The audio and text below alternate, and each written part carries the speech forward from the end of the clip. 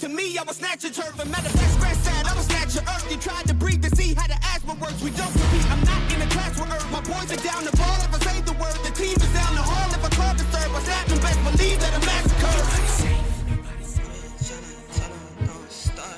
Nobody's safe. If you come in, please don't drop your guard. Nobody's safe. If you come, you're messing with a star.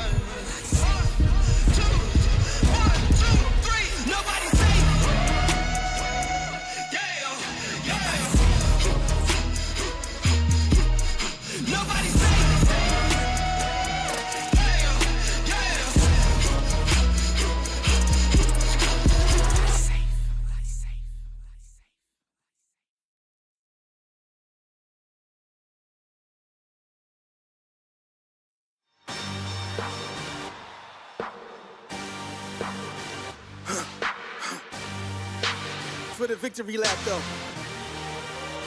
Whoa, whoa. They ain't never seen nothing like this before. Lit the room when I came through the front door. Ask me if I should overcome, what for? Train in the trees, please pardon my sycamore. Touch burning sands, cross lands and stormy shore seasons in the year, yeah. Ain't no channel for champions and chain no fear. Yup, the champ is here, switch gears. We keeping haters in the rear. At the blood, sweat, and tears, and my goal so near. I see my victory so clear. I see my victory so clear. And today, we break through. And today, we break through. And today, we break through. And today, we break through. And today, we break through. And today, we break through. And today, we break through. I know it's lonely at the top, but that's not by speculation. But the position that I got, I climb too high to fall, way too hard to drop. Stop clocks on the speed bag. Every yell under pressure, no jet lag. This is greater than trophies and saluted flags. Titles of fame, the cost is paid. Yay, I carried the cross I made. Dealt with the dealer, baby, the hand was played. New level, next stage. Learn to lead it to legend. Now tell me what's my next stage, yeah. I said the champ is here, switch gears. We keeping haters in the rear. At the blood, sweat, and tears, and my goal so near. I see my victory so clear. And today, we break through. And today, we break through. And today, we break through. And today, we break through. And today, we break through. And today, we break through. And today, we break through.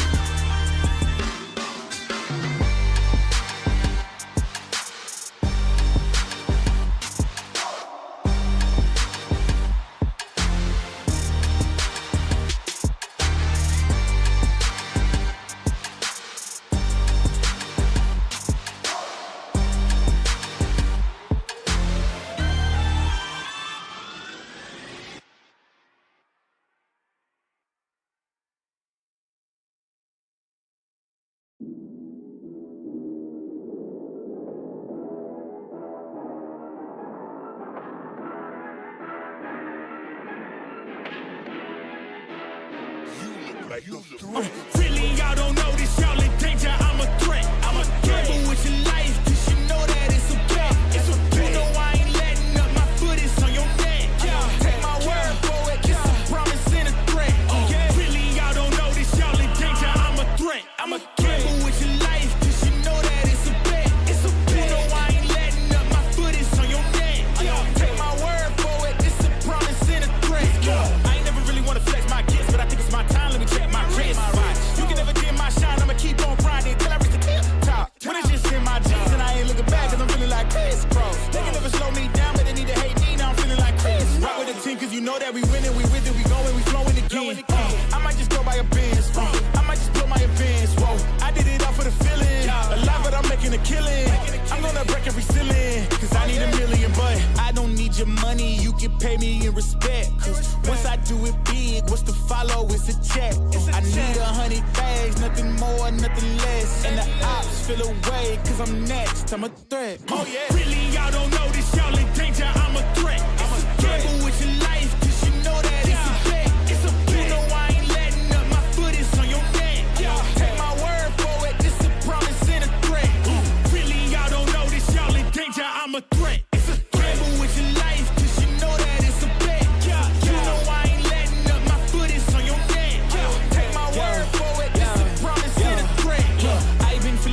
spectacular. Flow so sick, it's hazardous. Y'all still suck like Dracula. Sip this beat, let's back it up. And I don't care about critics, cause they talk too much. And I know that I gotta keep on grinding, finding myself. I ain't gonna stop until I know I had enough. Mama, I made it, I know that they see me. I'm popping these bottles just like I'm a genie. I'm glad that you made me. It's all in my DNA. I'm about my cheese like I'm working for Frito-Lay. And bet it bag on myself. I don't do this for my health. Every thread is a champion. Got the title, need a belt. I don't need your money, you can pay me in respect. Once I do it big, what's to follow is a check.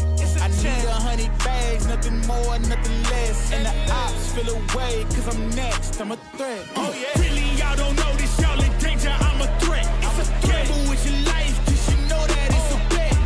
You know I ain't letting up, my foot is on your neck. I don't take my word for it, it's a promise and a threat. Really, y'all don't know this, y'all in danger, I'm a threat. Gamble with your life, cause you know that it's a bet. You know I ain't letting up, my foot is on your neck. I don't take my word for it, it's a promise and a threat. Still young spits, but you call me young boss. Eating real good, so a man's gon' floss. Got my weight up and my view real posh. You a frisbee man, so that mean you get tossed. Bought a new clip, studio in the back. Numbers ran up, had to spit it with the chaps. Realest in the city, in my record, I fact that your man's only chat when he do it in the raps. Like, squad go lost and don't really care what it cost them. You don't wanna cost them. My lifestyle awesome, couldn't decide if my gal wanted to, so I bought them. Don't run track, but I run up a check. Run, do it real big, gotta one up the next. Point to the sky with the one up, I'm blessed. I'm young, rich and black, so you know I'm a threat.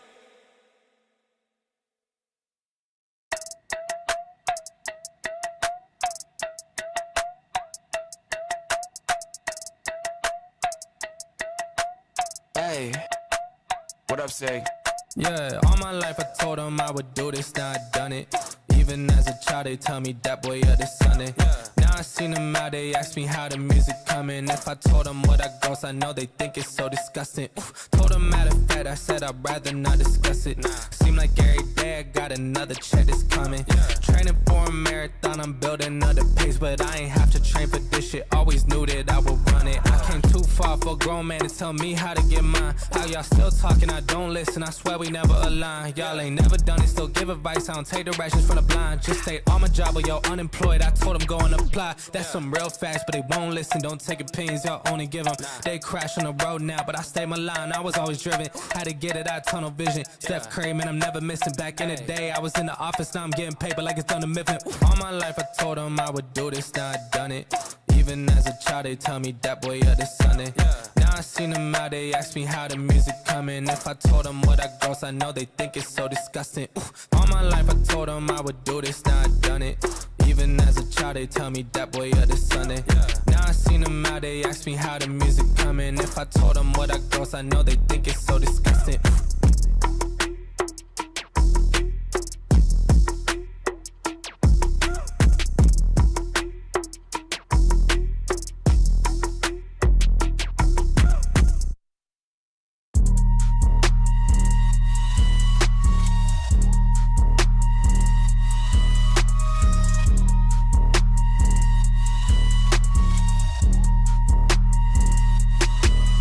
We got it next. That's how you finesse. We come for they next. We come to collect. Did it all on my own, yeah. When it brought it back home, yeah. Now they calling my phone, yeah. But I'm all in my zone. They not a threat. Tell them reset. When they're at their best, we still not impressed. Did it all on my own, yeah. When it brought it back home, yeah. Bought a watch with the stones, yeah. Caught them watching my throne, yeah. Ain't no one doing the shit that we doing. Ain't nobody moving the way that we moving. Hop out the Sprinter and shoot us a movie. We pull up the packs and then get us some jewelry. Rocking the newest, but that shit ain't new to me. Watch how I do it.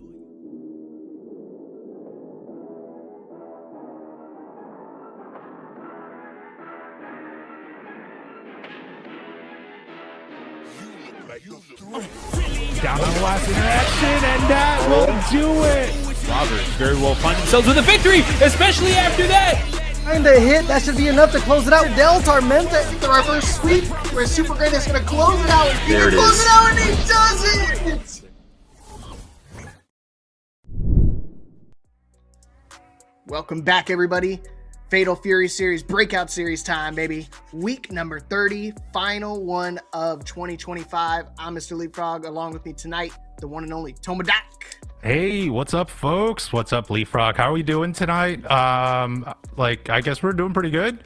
We got 18 people tonight over for Breakout Series' City of the Wolves for this week's final tournament of 2025, which I am kind of excited about. 18 is it's a pretty large number. I see Alex Smith, I see Pace, I see Garo, Ripple, Rockouts, also Mano KOF and Diaz, and of course, one of my favorites, Poetry Chef. So, like, Poetry Chef being one of the best Bijanays I've seen on here, has been ripping it up, but like Diaz has been really ripping it up lately in these last few tournaments. I mean, it's been a bit since you've done City of the Wolves, so like, what are you kind of like looking forward to? We have like a new character coming out or came out and everything. I don't even know what the meta is yet, but like, there's like a lot of new stuff kind of coming out with this new character. Like, what are you looking forward to tonight, man? Honestly, like I said, Mr. Big just being released last week, so it's one of those things that it's going to be a new character. I hope to see it a little bit, but in terms of meta, you haven't missed much, Toma. It's kind of been the same. I think Hotaru is still dominating the tier list for a lot of people.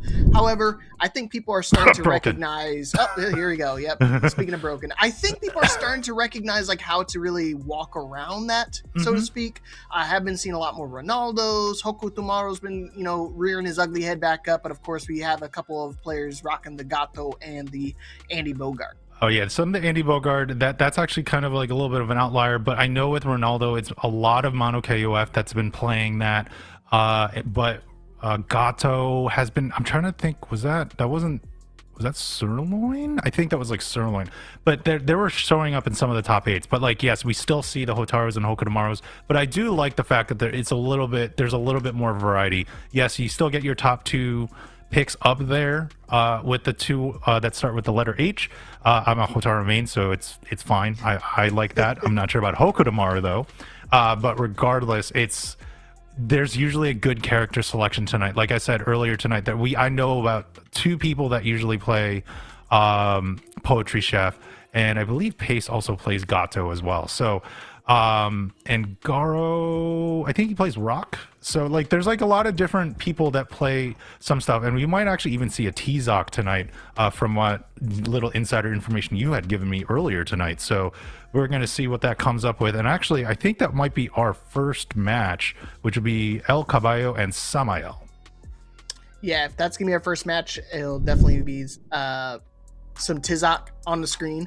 I try to tell people like a lot of the cross series characters don't really like fully translate, but there are some, like T-Zoc obviously being represented from King in Tekken. So if you've ever seen a luchador with an animal mask, I mean, sure, you may have recognized maybe King. He's kind of one of the popular characters in Tekken, but T-Zoc is one of those characters now for me.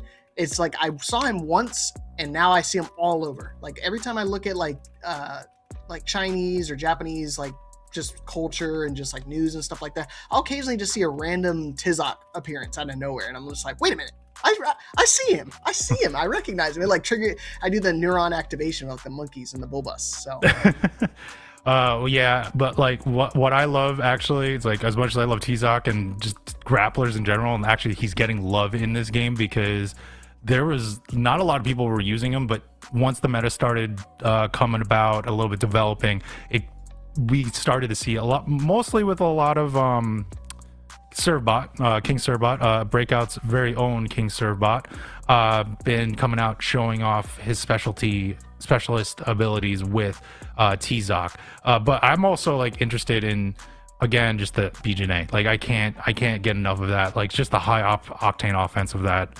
character. But as we're kind of waiting for this match to load up, just remember, folks, just do ! Matcherino to go into the Matcherino page to claim some of those codes that are in there. It's free to you to claim. You can use any of you can even use BattleNet. What could you use WhatsApp? I don't remember. There's like some weird stuff that's in there, but like if you have a YouTube, if you have a Google account, Twitch, whichever, pick one of those accounts and claim a code to help support this bracket. But also want to say thank you to SNK Esports for donating $47.50 to the bracket automatically as the initial pop bonus. Yep, it's gonna be $47.50 guaranteed to start, so make sure you make sure you get those Matcherino codes claimed. And I also forgot, guess what, guys? Evo Awards is going to be happening, so make sure you guys get your votes in. Not only me for Commentator of the Year, if you want, just gonna glaze myself a little bit, but also make sure you guys get the best online series as Breakout series. We've been holding it down for a long time. They're not telling me to say this, but it's one of those things. I am a firm believer that this is my home. This is a lot of fighting game players' homes. We have other games beyond Fatal Fury with Tekken, Street Fighter, Guilty Gear, everything you think of. 2XKO as well is one that we actually host tournaments on every single week. So make sure you guys give us the votes and make sure represent your home. Here's the $5. I'm sorry. Anyway, no, but please do that. Please vote for Breakout. Like this team has worked very hard. I'm very proud to be part of this team. And I'm an ancillary part of this team. Like we're sort of just a partner team because I have another org that we do also tournaments, but more on the local scene. But I just want to say, please support Breakout and voting for, best online. What was it? Best online tournament? Like I can't remember. Best online tournament. I think it's best online series. Best online series. Yeah. So please do that. I mean, it deserves its recognition. It literally did break out. Like that's pretty much what it did. Like I feel it's one of the top series here amongst some of the other. You can probably think of the other two, but I won't say their names because I want to keep it all Breakout here. But yeah, please do that. But yeah, dude, I'm excited. We've got a pretty jam-packed bracket tonight. Honestly, we've had Diaz already set the tone. Won 4 consecutive weeks here. Was it 5? I forget what number. It was 5. I think it was 5. I witnessed watch 5. Yeah, I witnessed getting his 5th one, and I was like, oh my God! Like he was just insane that week, but with his Hotaru, so it was crazy. His Hotaru plays too is very. It's a prototypical like high level rushdown where they're just gonna sit and wait for that one opening, and next thing you know, it's like 85% damage is gone because they just know how to optimize everything with just like one touch. That's what you kind of have to worry with Diaz and his gameplay. But yeah, who's another person that you're looking forward to in pilot, seeing them pilot?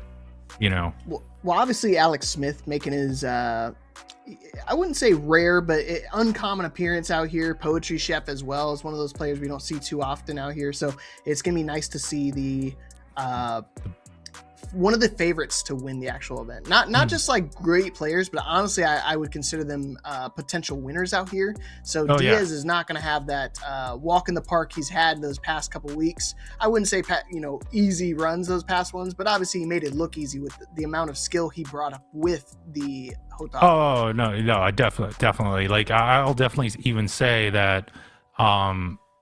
I agree with you that Alex Smith and Poetry Chef are definitely top up there. I'd even put possibly Sirloin. Mono KF is another one. So basically once we get that top 8, I guarantee you at least 7 of them, probably if not all 8 of them, can actually win it, just because they are like by the time they get to the top 8 here, and it's 18. It's not like it's it's a good amount of entrants. They're good. They're high level. Like to me, they're pretty much high level. I would love to see them at a local at some point. So, all right. So, just gonna get that first match up and running. But yeah, I mean, based on the little bit of matchup experience I've had with Mr. Big, I mean, I know he's been. You already talked about it a little bit, but reflect again, Tomadog. Like, what do you think about Mr. Big? Well, from what I've gathered, I didn't lab him too much, but I will have to sort of give the notes that I got from Dat Boy Joy, so he'll get the credit of this because we were talking before and we discussed it a little bit around on the weekend. And Mr. Big has decent damage, in small combos, but usually results in knockdown. So strings aren't that long, but it's like 35-40% damage on a 3-hit string combo, which is insane if you think about it. with the fact that he's a little bit of a limb zoner. So not as extreme as Billy Kane, but definitely does have the reach. So when you have that and that sort of small combo, baby combo damage that he does carry, I don't want to say it's OP, but it's definitely a little bit on the above average side. You know, it's a pretty dangerous character. Just need more touches, or we'll see if there's any more optimizations. Remember, we're only on week 1.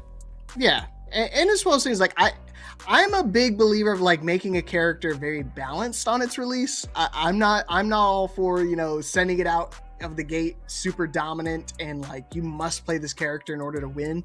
We've already had that Leroy Smith situation back at Evo Japan, so I know a lot of people are kind of have PTSD when it comes to new characters, and they're always kind of gritting their teeth and like, oh no, I hope it's not busted on release. But I think the developers now have been really down to earth when it comes to playability and just fairness, overall fairness of the characters. So I'm glad that they've definitely past that hurdle. It's similar to like cases like me where it's like I'm pretty long, but you know there could be some more room for growth. You know, it really does kind of put a hindrance on some of the competitive scenes. Oh yeah, well I mean you're talking to someone that used to compete like years ago, but I still love the game. So I'm an old man. You know, basically like the prime of my time was like KOF 2002, KOF like 13, like those day games. At least if you're talking SNK, when it comes to Tekken, I was like a Tekken 4, Tekken 5 guy. So like I've known, but I know all the, like, I like what I see just because I don't have those reaction times anymore. And I have more than just Unk reaction time. It's more like grandpa reaction time at this point. I still love seeing how people develop and get their metas out and try to strategize and everything like that. But right now, I guess we're going to go see Sirloin and Rockouts instead. So yeah, we're going to see the Kim Dong-won and the Chun-Li. Chun-Li was kind of great for a little bit, but kind of fell off. Yeah, I don't know if it would be bad, but definitely fell off. There is some parts of her, but we'll see how it kind of goes. But we see Sirloin going in with the Kim Dong-won and going up and already going with the DP, putting Rockouts into the corner. Oh, I meant bad as in like she's a baddie. But I mean, in terms of the game, she's like pretty solid. I don't know. I kind of put her in the category with like Mai, where she's like very solid, but not like top tier. Oh no. Man, speaking of top tier, Dong-won, not a top tier, but still making it look good. Sirloin taking that first round here. I believe this is game number 2. I'll get some info on who won that game number 1. Yeah. So. This is the first game. Just kidding. Yeah, so it's the first game right here. We're going in, but now with Rockouts trying to get a response back to that nice neutral jump to get the heavy kick out. Dive kick by Sirloin. Sirloin goes in with a little bit of the lightning kicks going in. Oh, and now we're just sort of hopping for days, and we're going some more air-to-airs leapfrog. Yeah, I think the jump-in tech for Chun-Li is one of her strongest features. I mean, she does have them long legs and them thick thighs, so it's one of those things you always got to pay attention for those jump-ins. You can see right now Rockouts is doing really good, but Sirloin trying to battle his way back in, and now with the damage mitigation chip, locked in with SPG, could have an opportunity, but burnout situation for Rockouts. Got to try to find the option, select him. He doesn't, but he hits him with a throw. 1 HP Dream, wake up DP, still alive. Still alive with the wake up DP, and he's going to go in. Goes in with the level 1 super. Oh, still connects. No I thought that was baited out, and now here comes Sirloin. Sirloin's going in with more of the big strings, trying to find an opening. There's the guard crush, and that should do it. Oh no, it's not. I thought that was close. We're down to 1 interaction. Throw tech was done there by Rockouts. Oh, what a wild punish on the change of trajectory by Sirloin. Sirloin gets the round and the game. 1-0 goes to Sirloin in this first to 2 set. Yeah, it's one of those things people kind of forget that Kim's got one of those like delay, air falling moves that can kind of slow down your timing a bit. Most of the time we think of the Hokutomaru for that, but Dong-won really challenges them to deal with when they want to go for a jump in, because they can really delay and defy gravity. And you saw right there, Rockouts really got his neck turned around. But either way, game 2 still looking close here on this matchup between these two. Definitely going in there. We're kind of going a little bit. Sirloin has a little bit of a life lead, but it's sort of just see who's going to get another opening. Nice guard cancel and counter hit, though, by Sirloin. Sirloin going in again with the dive kick, going in with a little bit of the plus range, going in, trying to rush down. No space available for him, and now we're going to keep on going forward. Now here comes Rockout trying to get out of that corner. Yeah, I like how they changed the SPG, like the placement of it. You go for the end of the life bar, guess what? You get a little bit extra damage mitigation, get 30% damage reduction. So yes, it's definitely something you want to take advantage of, and I know a lot of players have been rocking it ever since. I've been rocking it since day one, but then again, I'm a Tekken player. Yeah, you like the comeback mechanic, and speaking of comeback mechanics, oh, what a whoa, what a dive kick back by Sirloin. Sirloin gets neutral jump, but nothing got confirmed. Oh god, what is going on? There are so many missed neutral jumps. Whoa, what a crouching light kick. Confirmed by Rockouts to get that to the Kokoken to get the confirm, and Rockouts gets on the board. I'm telling you, dude, Chun-Li as well as character, you really got to pay attention. They were just battling like, who can do better splits? I can do one in the air, you have to do it on the ground. Get back, son. Sirloin taking advantage of the early start here. But you see right now, Rockouts willing to press the buttons to get himself out of trouble. Oh, yeah, he is. He's trying to get out of trouble there. And actually now he's putting, or I should say, Sirloin's trying to keep him at bay and is really doing a good job of it with that throw. Even though with the just defense, still gets the low light confirm kicks right there and down to one more interaction. There you go. With the jump in on the heavy kick into the confirm onto another heavy kick string. Sirloin now is on match point. Yeah, instant replay, but on the other side this time. So you gotta really pay attention. God for the high counter this time. This is a good start for Rockout. It's gonna spend some of the meter. I feel like that's what Rockouts definitely need to do, because there were so many rounds, so many interactions where he had full stock and just not willing to spend it. Oh, what a stomp there by Sirloin. Sirloin now is just turning the tide in the other side in this round. But look at the defense by Rockouts. Rockouts gets out of the corner. Nice cross up with the toe tap. But a wake up DP for Sirloin to get out of that pressure. And now here comes Rockouts again and winning the air-to-air combat at this moment and gets the throw. That's what you got to do. Hey, if you find some mileage with going to the air, just keep doing it. There's not too many anti-air moves that Dong has. Obviously, he does have the DP, but it's not as strong. Doesn't have this really strong vulnerability frames, but at the same time, they're still there. And just like this combo conversion, one more level 1 should be enough to kill. And wham, bam, thank you, ma'am. Game number 2 and the set going to the way of the steak. Not ribeye, but it's a sirloin. Yeah, wow. Well, Mr. Sirloin does take it. That is probably the best part of the steak, by the way, as he does take that set and moves on into the winner's side of City of the Wolves, week number 30 for the Breakout series. Geez, that was actually some pretty high-octane offense in there by Sirloin. I mean, it was just, you were seeing him just sort of keep Rockouts right in the corner, as you can see here in the replay, as it kind of just keeps on going there and, you know, gets confirmed on the level 1s. But, you know, Rockouts did have some, you know, some good positive movement out there to sort of make it a fight in the second game, but it was just too much, it seems, of Sirloin and Sirloin is now moving on. Yeah, I just want to say, I feel like Rockup's definitely had the potential to try to bring it back, but once he got stuck in the corner, it was just relentless offense and keeping him in the corner. You saw right there the delay. You can kind of spend some extra meter to kind of keep yourself airborne, and it just really catches people off guard, especially if they try to land and do like a throw tech or something like that. It just completely kind of messes up your feng shui, your flow. Yeah, just and shout out to Sirloin, just because he is basically the Kim Dong-won specialist. Like Kim Dong-won, I don't say, definitely not top 5. I don't even believe. Like I would say definitely in the middle tier type of upper tier at most, and basically showing off that it you know, Kim Dong-won is a good character if it's with the right pilot, and he's showing that he is definitely the right pilot for this game. Yeah, and his red blow, man, super annoying, because like even if you read the red blow, sometimes it like just crushes, and it gets he like does like a drop kick, so to speak, so it makes it completely whiff altogether. Yeah, pisses me off, because like I see the green, I react to it, and I don't get anything for it, bro. It's so annoying. Well, I mean, it's 2D games. Like we both are Tekken players too at heart, so it's just that you kind of not used to these overheads and everything like that, because that's part of the mix-up on the 2D. But yeah, that rev blow where it's like a strict overhead. Like anytime when I see green And I see green. I'm mashing the green button too to get a counter rev blow back because it is. I think I want to say it's like 18 frames. It's reactable. It's reactable to get the counter rev blow back if I remember correctly. Someone in chat could probably fact check me on that. I think it's like 18 or 20. I forget what the actual number is, just because, like I said, we play multiple fighting games. I mean, you've been competing for a long time, but yeah, either way, it's stuff that I'm like, I'm keen on doing that. Like, I'm keen on teching throws and being able to react to rev blow situations and rev guarding and trying to go for JDs as much as I can. It's a tough thing to do, especially in certain situations when like they're trying to hit you with cross ups and stuff, but you know, it comes with practice. Yeah, and it comes with practice. Like, just defends are actually not too bad. I think that's like a 3 or 4 frame window. If you're just framing fireballs, it's not too bad. It's the hyper defends that I'm usually wondering about, because you have to do that like within a string, and you have to know the character matchup in there.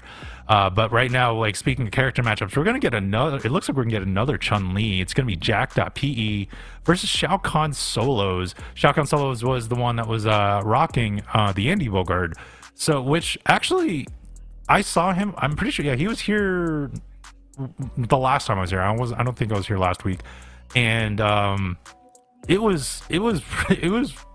it threw me, because most people that I know that play Andy, or that tried to play Andy, they went back to Hokutomaru. Yeah, Garu, one of our ambassadors here, he actually does main Andy Bogart as well.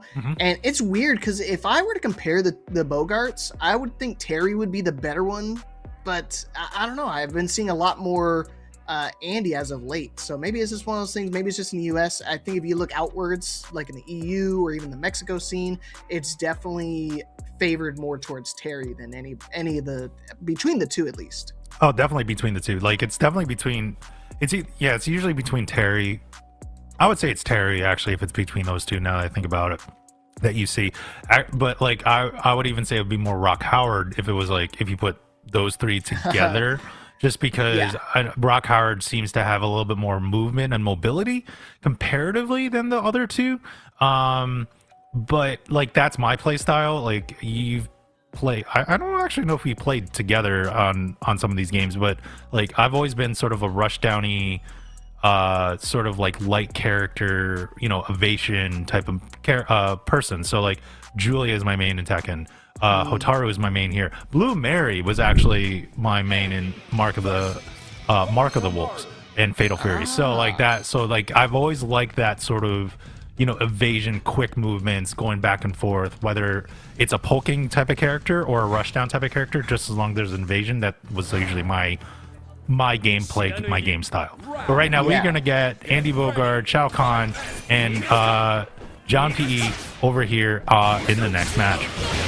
Yeah, very evenly matched, but this time Jack is going to relinquish the Chun-Li, maybe thinking the Hokutomaru might have a better matchup.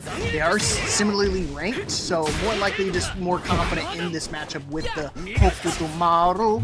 But let's see how it goes here in this first match. Let's go. Oh, right there. Nice use of the teleport by Shao Kahn. Shao Kahn keeps on going in there. Try to get it. Oh, but a rev blow to stop the slide by Jack P.E. And now Jack P.E.'s gets crossed up and missed rev blow. No confirmed. Shao Kahn Solos was not able to finish the combo. He's still only needs one more hit, but another rev blow by Jack P.E. and this is not looking good. But no, wake up super. Why not? Wake up super. Keep mashing. Keep mashing, man. Yeah, get it out of there. He was really in a situation where like it was a checkmate scenario, because I mean, I think there would have been enough chip damage to kind of whittle him down, where he wasn't too worried about even if he blocked it. So good call from Shao. My bad, you're right, Alex. She wasn't in Mark of the Wolves. I was thinking KOF. But regardless, my bad. There's so many games with SNK. You always get confused. But as we keep on going here, we're gonna keep on fighting. Oh, what a cross up there by Shao Kahn Solos, but not able to finish it out. Now we're going back into more of the air shuriken games. A nice little dash up by Shao Kahn, and now here comes more of the cross up, and now Jack P.E. has the corner pressure. Yeah, and it's one of those things, Shao Kahn actually opting for the SPG at the start of the life bar. Maybe wants to, apply that pressure very early on in the set. He does have 2 bars of meter, so one big wild punish here could spell disastrous for Jack. But at the same time, still in the driver's position, still has access to SPG. Later on that life bar, is he willing to spend some meter right now? Yeah, it looks like it. He's going to spend level 1 just to kind of keep that damage afloat. Now the delayed landing you're talking about, I was talking about it earlier, that last match with Kim, and it happened again. You delay that landing just a moment just to kind of catch your opponent off guard.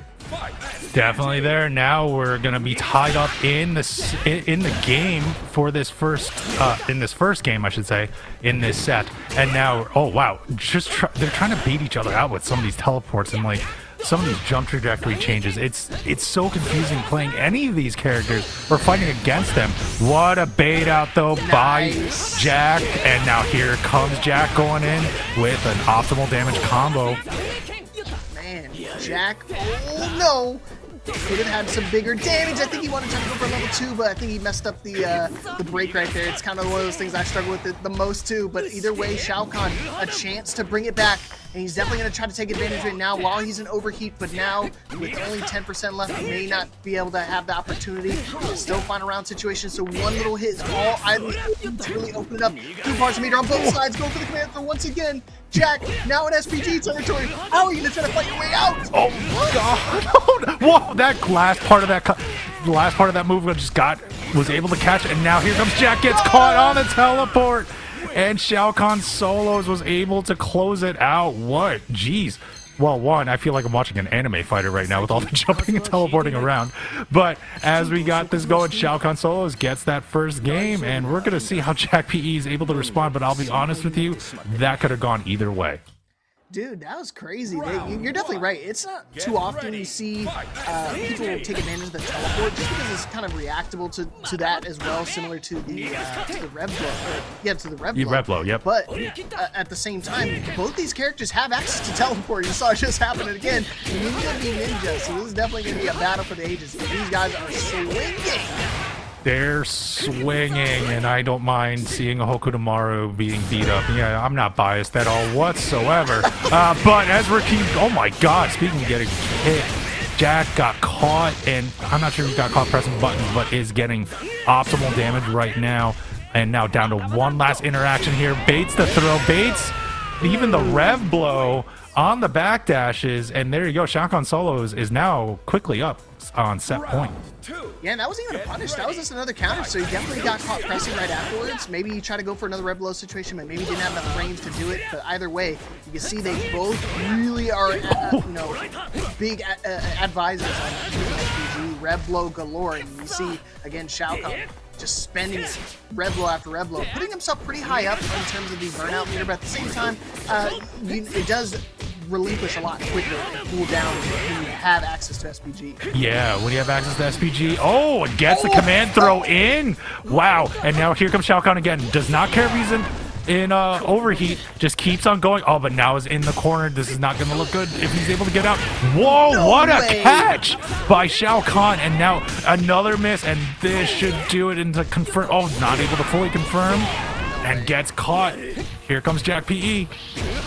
So smart using Rev Guard so he doesn't get crossed up. Still has an opportunity though. 1 HP in a dream. Jack, how are you going to try to do it? Doesn't able to get a big combo off of it, but a hit confirmed. Counter hit finds it smart. And he's going to spend the level 1 to make sure. No, he doesn't get need it. And just like that, Jack brought it back, still alive. Shao Kahn still on set point, but Jack trying to bring things back into fruition. Yeah, survival point now for Jack PE. Jack is going to try to extend this match by this final round in game 2, or Shao Kahn will take it and move on in the winner's side of pools. But nice teleport to bait a whiff punish. But now here comes back with Shao Kahn going in there. Whiff throw by Jack PE and another command throw by Shao Kahn Solos, taking advantage of that spacing. Oh my God, another teleport. This ain't a replay, folks. He's going to keep doing it. If it ain't broke, don't fix it. One more time for the people in the back. That man's waiting to pound them drums, but you can see right now, Jack, all he needs is one opportunity, one chance. He's going to pull a Marshall Mathers on you. Oh, man, he is bringing it back. You're going to spend that low. Does not spend the level 1, but baits out the super, but it was too far away. And there's a teleport. Oh, not full confirm yet. What a Rev Blow That should do it. Yep, there you go. The super takes it for Shao Kahn on the wake up again. Shao Kahn solos, moves on, and wins that set 2-0 over Jack PE in pools. So close, dude. It's one of those things like you don't have to worry about the DP, but you do have to pay attention to the meter because he does. I mean, the way Shao Kahn was using it, he was basically using it like a wake up DP option. So yes, he did that so many times, and look how much success he had from it. So it's definitely something you have to pay close attention to when your opponent's willing to throw out that option. I mean, it's not a bad move to do that, especially with someone like Andy Bogart, because his super it goes so super far away. So if you whiff the DP, you're almost guaranteed to whiff punish. But we even saw earlier in a point in this match where he actually whiffed the wake up super, but he went so far away that Jack could not punish him. So it ended up being really good. But you can just see in these replays right now, like there's so many teleports. They were trying to bait each other out so much, and it was just exciting to watch. Like I could barely follow it, to be honest with you, at times, but that was just another high octane match. Yeah, it's great when you get two masters like that, two masters at baiting at work like that. It just really puts on like a great show. So definitely see some sparks flying. I would not count Jack out of top 8 quite yet. Obviously, he doesn't make it in the winner side of things, but that's the benefit of a double elimination bracket. You can always make it through on that lower side, in that lower half. Half. He's got to go through a couple of people to make it through. But if anybody can do it, that man Jack can. Yeah, and shout out to Alex FGC for correcting me. Yeah, it was Fatal Fury 3. Like, okay, my bad. Like Fatal Fury 3, which was also it was actually a decent game, but Mark of the Wolves was probably the best game out of all of them, at least to me. But I don't know why I thought I thought she was in there for some reason, but she was not like an original KOF character. She is originally a Fatal Fury character, so I cannot wait. I am actually one of the people that's on the Blue Mary bandwagon. So that's what I want. I mean, like Alex, you kind of were wondering too. It is confusing. There's so many Fatal Fury games out there. It's just like this is the first one in like 20 years. So it gets a little like wonky. You're like, wait, I'm an old man. I lost some memory. I might have some like a little bit of Alzheimer's. I don't know yet. But as it kind of goes out, I'm hoping that she does come back like that. She's like my holdout along with Julia in Tekken 8. But, you know, we're going to come up with our next match, which is going to be Akeem the Dream, who does play, and it's BS's Akeem the Dream. I believe he's also ambassador player here at the Breakout series, facing Ripple. Yeah, again, we were talking about between the two Bogart characters, how often do we see them? And most of the time it's going to be the Terry side of things, but now we're going to see some Terry action coming at you, some rock shoots coming straight at your face, chase down the fireballs galore. Obviously, we see that quite often with like the top tiers like Otaro and stuff like that, so it's not alien to see that every now and then in the matchups, but I don't remember. I saw Ripple one time. I couldn't tell you which character he was playing. Just like how you have Alzheimer's, I just do a million games, so I've been trying to keep track of them. But it's tough, you know. Yeah. We do a lot out here. We do a lot. I see Sirloin in the chat as well. I mean, I'm pretty sure you've mentioned that you're really waiting for Kim Jae-hoon, like the brother, the brother of Kim Dong-won. So like they're I don't actually know the difference between the two, to be honest, when it came to in the KOF series, because I never played them. I was always using other characters, but regardless, it's, you know, there's, again, if you even played King of Fighters in the SNK world, like there's so many, I get confused sometimes, like looking at that massive list of that massive character select screen. You're just like, where are my characters? Where are we going here? But you know, at least here it's not as many characters, so we get to sort of concentrate on like one character in these sets. And this is gonna be, I believe this is gonna be a top 8 qualifier now, right? Is that correct? I believe so. Here, I'll put it like this, Sirloin. Why don't you explain it to me? Explain Jay as if somebody's never played Fatal Fury before, because this is my first Fatal Fury and I want to understand it, but the way Tomodoc explains like the character select screen, I pull up an image and I see just not like a full wallpaper of characters. I'm like, oh, so that's what he means. Yeah. So I need you to explain it in like 5 words for me. 5-word synopsis. Go. Wow, on the spot. Like Sirloin, you just throw it on the spot. Quick, you only have like 18 frames to do it in. By explosive. Yeah, that is true. Yeah, he does. I do remember he was actually really annoying in 15. Now I remember. But regardless, if you have those players out in chat, please do ! Match Arena to support the players by claiming those codes. It adds money into the pot. And also thank you to SNK Esports as well for already donating $47.50 to the pot as a part of the pot bonus. And I believe we're already at $51-ish right now in the pot. So right now we're in our next match between Ripple and Akeem the Dream. And oh yeah, $53 by the way. So as we're going in, and Akeem the Dream ate a little bit of damage there with the Hotaru, and oh my, look at Ripple going in with some of that pressure, just not giving any space to Akeem. Okay, and this is kind of a weird flip around.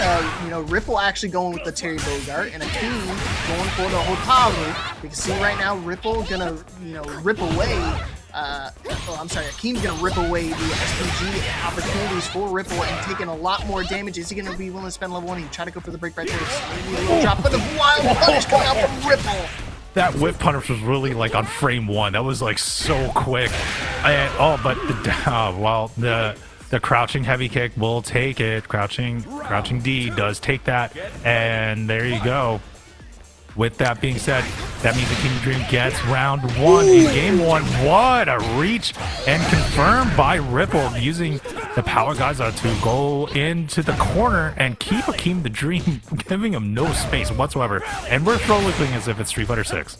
Yeah, it was what I was telling you about, like following your fireball, and he, of course, the very first fireball he throws out, he chases it down, and Akeem was not ready for it at all, and that's why he got caught by it. You see right now, Ripple in the driver's seat for this match. Akeem already using access to SPG. It's weird that some players just really prefer it somewhere either the beginning, the middle, the end. Both these players opting for the middle SPG, and right now, Akeem not able to take advantage of it, but he is going to take it away from Ripple as well. And now another opportunity, putting his hand on his nipple. You got to be real careful here. One more interaction. 12 punish, but he's still alive. Oh, still alive. What another whiff punish right there. Jeez, on the down. Misses on. That's one of the disadvantages of Hotaru. It has kind of very stubby normals. Did a down light punch, and it missed. It whiffed, and that hitbox was extended enough for Ripple to use a whiff punish of his own to close out that round. And now is not giving any space to Akeem. Again, ascending to level 1. My God, what damage! That is some crazy work. Okay, Reblo not finding its mark, but hey, Akeem still fights his way out of the corner, but Ripple says, no way, Jose, back you go. Jumping out, but he still found a way to JD on the other side and still get a crazy punish. Now, Akeem's got a lot of work to do if he wants to try to bring this back. I think he's going to spend most of his meter. No, he's just going to go for a level 1 here. Keep things simple. Still big damage. You can try to bait something out, but again, not biting. I love that staring contest, the crouching staring contest right there. Oh, but what a catch by Ripple, and Ripple was able to close that out. So Ripple gets first blood here, game 1 in this top 8 qualifier. And I mean, both were very good. Actually, Akeem had a really good comeback in that first round, but Ripple sort of just kind of closed it out those next 2, getting that game. Again, I feel like this is an instant replay from game 1. The same exact scenario. The first few times he tried to reflect it, this time he tried to go for his own EX fireball, but unfortunately, Ripple just too quick on it, dude. He knows exactly how to close that distance, and that's how you know somebody's been, playing Terry for a while. If they can kind of know when to chase it down, when to kind of play it slow, pace it out a little bit. It's so imperative with this character. Oh, wow. Nice throw tech, though, by Akeem the Dream. Akeem the Dream gets the knockdown on the fireball. Now it's just trying to shimmy, trying to play the spacing game in neutral. What a catch. Oh, no full confirm, though, by Ripple on that there. No punish. Oh, my God. We're whipping back and forth, going weird cross-ups, but the knockdown by Akeem the Dream right there. But here comes Ripple again with the big overhead. Oh, God, Leap. What's going to happen here at the end? Bro, they are just pressing at this point, and I don't know what's going to happen because now that throw really kind of changed the scenario up a little bit, but you see Ripple easily just jumping his way out. The King not willing to press on the anti-air, and he's going to press into the strings. Not going to be enough to kill, but he gets into overheat, but it's not going to matter. Ripple in full control of his destiny, and his destiny awaits himself in top 8 with one more round win. Akeem, you got to lock in, brother. Yeah, Akeem has to lock in. Nice neutral jump to stop any of these jump-in hops by Ripple. But Akeem, misses did not able to get the slide. Gets the counter hit on the down C, but did not really work out there.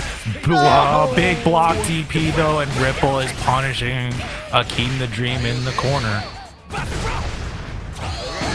Big damage, gonna spend it. The Mach level 2 is gonna hurt just as much. And now one more interaction, gets the trade because there's no invulnerability frames. It was a costly level 1, but at least he's out of the corner. It's not over yet, but he's gotta spend a lot more if he wants to try to find his way back into this match. The empty dash, you're not gonna find anything. You see Ripple again, just constantly flowing that chart. And clopping those cheeks, baby. Game number 2 going away to Ripple, moving on into top 8. Good old bare knuckle. Like bare knuckle, a little like flash punch that I would call it. Ripple will take that with ease. That last game that, I mean, Akeem just didn't seem to have an answer for all of the offense that Ripple was kind of throwing at him in that second game. I mean, if he just had it slowed down a little bit, or I mean, if like I should say, Akeem like commanded a slower pace, I think he would have had a chance, because it was really just Ripple trying to go in there as if he literally had to get his drive-through Taco Bell like at 1 a.m. Dude, honestly, out of all the things, I think you hit the nail on the head. I think timing is so important with this matchup in particular, because I feel like he was doing all the right things, but just at the wrong time, whether it was too quick or too antsy on his triggers.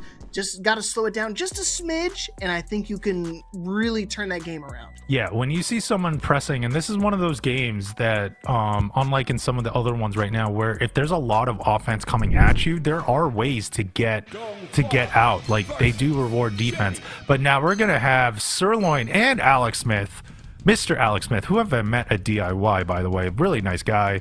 As we're gonna go in here, gonna see my beloved Bijane versus the Kim Dong-hwan. So Taekwondo versus the Pirate Witch? Pirate? Something. Yeah, I don't know her lore, to be honest with you, and most guys wouldn't know what her lore is, and they wouldn't care.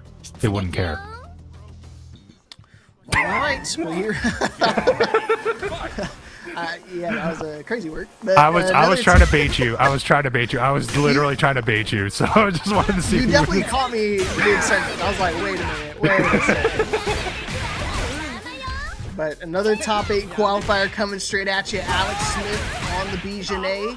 And Sirloin still on the Kim Dong-hwan. So let's see who's going to make it into winner's side and who's got to try to battle the way out on the losers. Let's go. Wait, oh, come on, Stars, really? You're gonna get the pitchforks out? As we're kind of going in now. Oh, wow, Alex Smith, again, showing why he's a good pilot of Bijane. Using the parries a little bit in there as well to sort of stop some of the offense by Sirloin. And now just trying to get some more of the offense in there. Whoa, wow, nice little punish and guard cancel by Sirloin to get a little bit of the level 1 to go out. And here comes Sirloin kind of answering back here against Alex Smith. Yeah, you see the difference between like the defensive option that players use versus the way Alex is doing. He's willing to rev guard. Even if you try to delay that landing just a bit, try to go for extra buttons, rev guard's still going to work regardless. You see right now Alex Smith in a tough position, got a huge hill to climb. Going to try to find an opening here, and he does. Is he willing to spend meter? No, he's going to go for another mix-up opportunity, going for the low. But again, defense from Sirloin too strong, but is it strong enough against this relentless offense? Really big offense here. Has meter to spend. Oh my gosh! And all the way into full hidden gear. Oh man, I don't know if this is gonna kill though. I don't think it is. I think it's too much. It's too much health. So it's gonna get down to about maybe 2-3 pixels. It's more like 5 pixels. 5 to 10 pixels in there. Oh, what a rev blow. Oh man, what a big punch. But a wake up DP by Sirloin. But another rev blow to close it out by Alex Smith. And Alex Smith will take that game and has a little bit of a lead here in this top 8 qualifier. It is definitely close. Thankfully, there's some major damage reduction in that last SPG, so that Super was not going to be able to kill in that situation. But either way, I think Alex Smith was in full control, despite knowing that wasn't a kill. Just wanted to make sure he milks out every bit of damage. And one time on Milkers, he's definitely one of the best to do it. 59 is not just a random number, folks. That is one of the best Visionary players they have out here. Oh man, and he just keeps going forward here and just not giving any space to room, any room to like kind of get out of there, as Alex Smith is just keeping the space really tight. Gosh. And just smothered Sirloin, and now Alex Smith is on set point. And hey, what's up, C-Sticks? Welcome in. Another top 8 qualifier coming at you. And unless Sirloin's got something to say, Alex Smith is going to eat the whole steak and ain't going to leave no crumbs. Oh man, oh god, and another confirm there by Alex Smith, and Alex Smith going in there with the full bread and butter combo. What's the Oki setup here? Oh nope, just gonna keep on going, pressing buttons, just trying to keep it there. Wow, what a miss on the dive kick. That was not expected. And now Alex Smith should close this out. Does have meter. Oh no, does not have meter, but oh dude, wow, look down how to much one damage reduction there is. Okay, hold on. This will be a crazy comeback. 1 HP in a dream. He can't block any of that stuff. Chip damage is a factor. Now he has to play a little aggressive. You see Alex Smith perhaps getting too aggressive. Now Sirloin has an opportunity. A star. That's all he needs. One combo interaction. One wild punish. He's looking for a guard crush, and he might be able to get it, and he does. What a comeback. Sirloin survives it and still alive in this set. Oh my god. Down to a whole pixel for Sirloin, gets it down to a survival point situation here as it goes, but the air throw by Alex Smith, wow, really just trying to switch sides on him. And now, oh, but big dive kick confirmed, but no, nice little punish with the close C by Alex Smith again. But now here comes Sirloin. Sirloin now is keeping up with the pressure.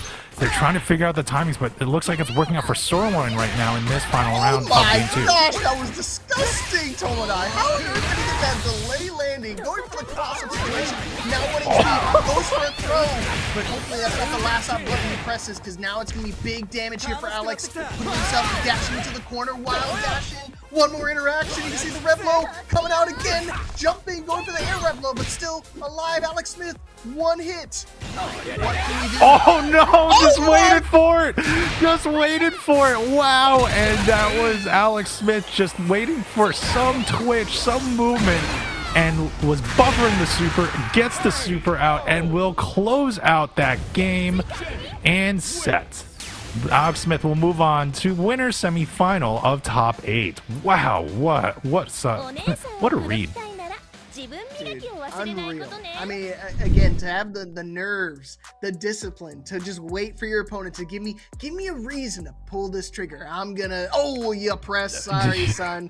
Doesn't matter if you got those on vulnerability. They're going to take you so far, but good stuff to Alex Smith, dude. Showing up and showing out, making it all the way into top 8 and with dominating fashion. I mean, that second game, it looked like he was about to go for a double perfect, but then Sirloin did the miracle comeback at 1 HP, and Alex Smith said, that's light work. I can do that too. Yeah, another 2 1 HP comebacks in one game. Crazy stuff. I mean, I think what was going on is that I wouldn't be surprised if Alex Smith was actually thinking he was going to be able to get the 1 bar meter to close it out in the middle of the combo, because he was also like literally 1 pixel away for building up to getting that meter filled to finish it out, but it just didn't work, and I was like, oh no.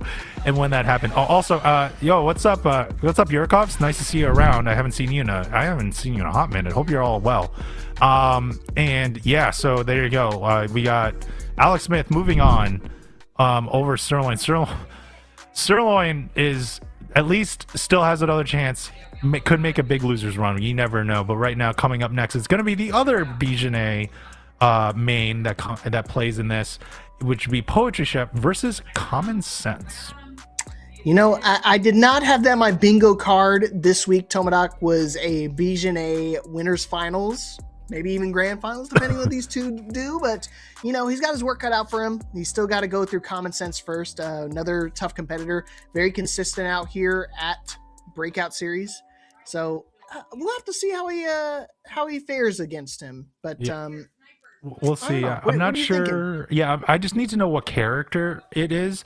But Poetry Chef does play like Alex Smith. Actually, they both kind of play their BJNAs similarly. But I feel like Poetry Chef does a lot more of like closer to the bigger confirms. Like Alex Smith seemed to try to make sure to try to bait more and get some more of like smaller combos in, and then try to just get more interactions.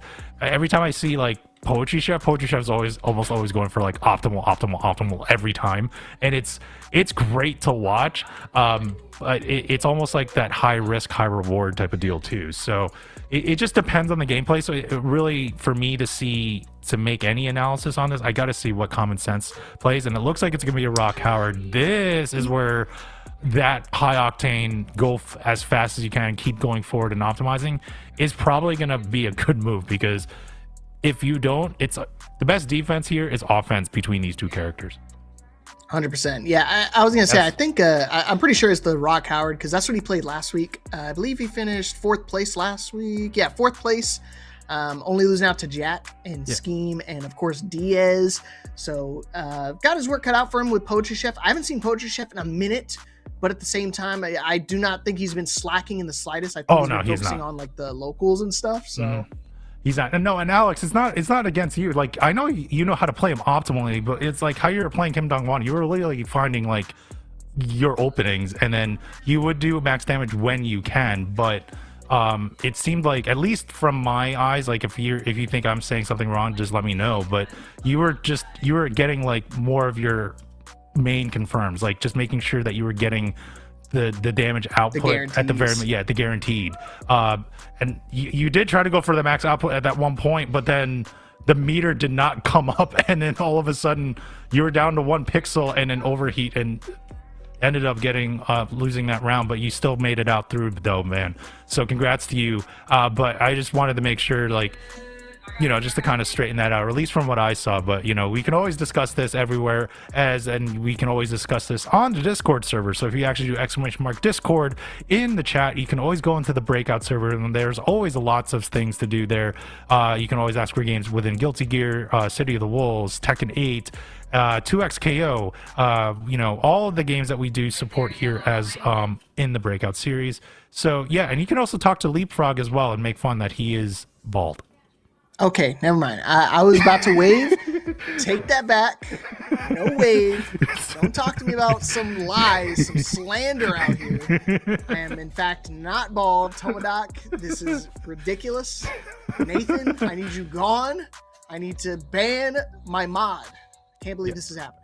It's crazy. That's exactly what I meant, Alex. Like, you knew, like, you were only going for the optimal when you knew it was gonna kill. That's what I meant. Like, you were going for, like, I just need the damage, I'm gonna keep the revs. Yeah, exactly. So that's what I was trying to say. But it which is a good strategy. There are just different ways of, there's many different ways to solve a problem here. Like, you just have your own style, and I kind of noticed that, at least in this gameplay. You have a cracked BJNA. I will say that, though. That you're what, top 100 in the region? So, like, come on, like. The glazing will continue. Yes. In top 8. That is some crazy work.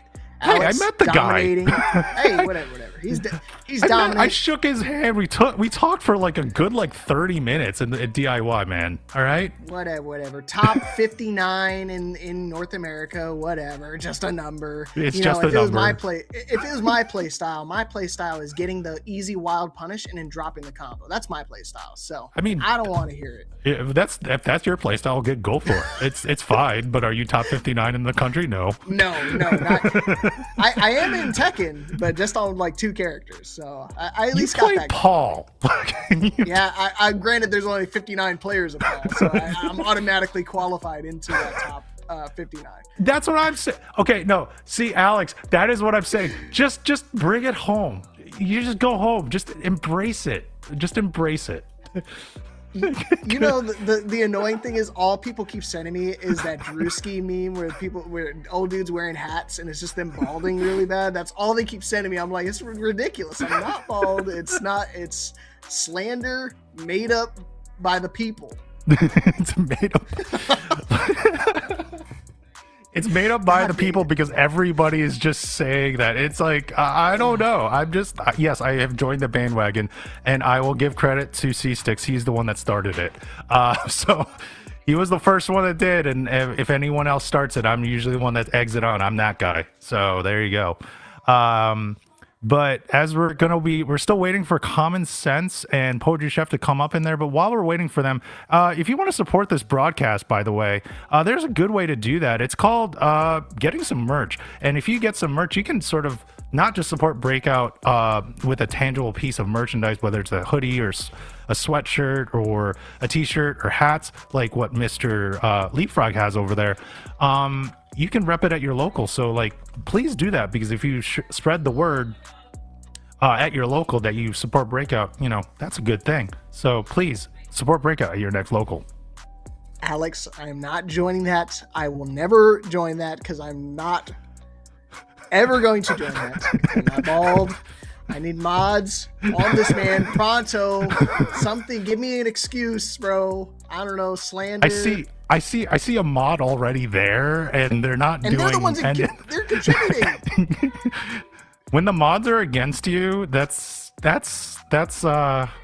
something. You know who you should not be against is our producer Stars, that's out there right now. He's always doing the ones and twos back in the production room, and is also holding our fate within the fact if we go into the shadow realm or not. So I'm trying to be very cordial, keyword quote unquote cordial tonight, as is our last as our last City of the Wolves tournament for 2025. And yes, also thank you to Pi Piplup as well. I always try to give everybody in the back end their due props. Piplup, who's also part of my organization, just handling everything back there in the TO side as well. Yeah, she's been holding it down for a long time for us, and she does MTS too, right? Yeah, no, she's an MTS sponsor player, so that's why. Oh, there you go. Yeah, she's a sponsor player along with 5-4, so like I'll just give 5-4 a shout out as well. Like he's a great guy and a pillar of this community, not just our community, as well. So I will say that. So we're gonna see. Excuse me. So we're just kind of going through, like, waiting for more of the match to sort of come up here. But yeah, let's see. I'm trying to see who's already in top 8 so far as I'm waiting for the stuff. We got Alex Smith and Ripple right now. Yeah, while you're getting that stuff, another way you want to support, Breakout series, even if you don't want to pull out your wallet, if you just want to support us, either way, exclamation point Evo. They're doing the Evo Awards this year, and I really want you guys to nominate Breakout. Obviously, I've been ambassador for Breakout for a couple years now, but at the same time, this is a great place to be. Obviously, there's tons of different games for you guys to play, compete, just to hang out. I built, a home here with Tekken, but obviously we've started to find more games and branch out even further. So we want to keep growing. And I think Evo should definitely recognize Breakout as one of the pillars of the online scene since day one. It's been amazing here, and I love it. Also, if you want to vote for me for best commentary, I'd appreciate that. But at the same time, seriously, if there's ever a award that belongs to an organization, it's definitely got to go Breakout for the best online series, please. Oh, definitely. And you guys, like, I feel like you've already broken out and everything like that, but we already got some of the top 8 folks already in. So we got Alex Smith and Ripple waiting for their matches in a winners semifinals in top 8. Akeem the Dream is already qualified on the lower side of top 8 as well. So we are starting to get some of the top 8 to keep on coming in. And yeah, again, when you make top 8 here, especially, these players are very much high level here. And if you want to learn from them, some of these do come out in the lobbies. They will take the time. You get to play with them. You get to learn. And that's what I love about this community and a lot of different FGC communities. But I would say definitely here, you get to learn a lot if you get to meet some players in the, not just the City of the Wolves, but in just the FGC in general. Yeah, these guys are definitely people to look out for, and they're always looking to help people. Yeah, I guarantee you, every single person you see here in our top 8 so far, if you just shoot a message and say, "Hey, man, how do I Oh Yeah. God. To take off your hat so we can vote for you, Leapfrog.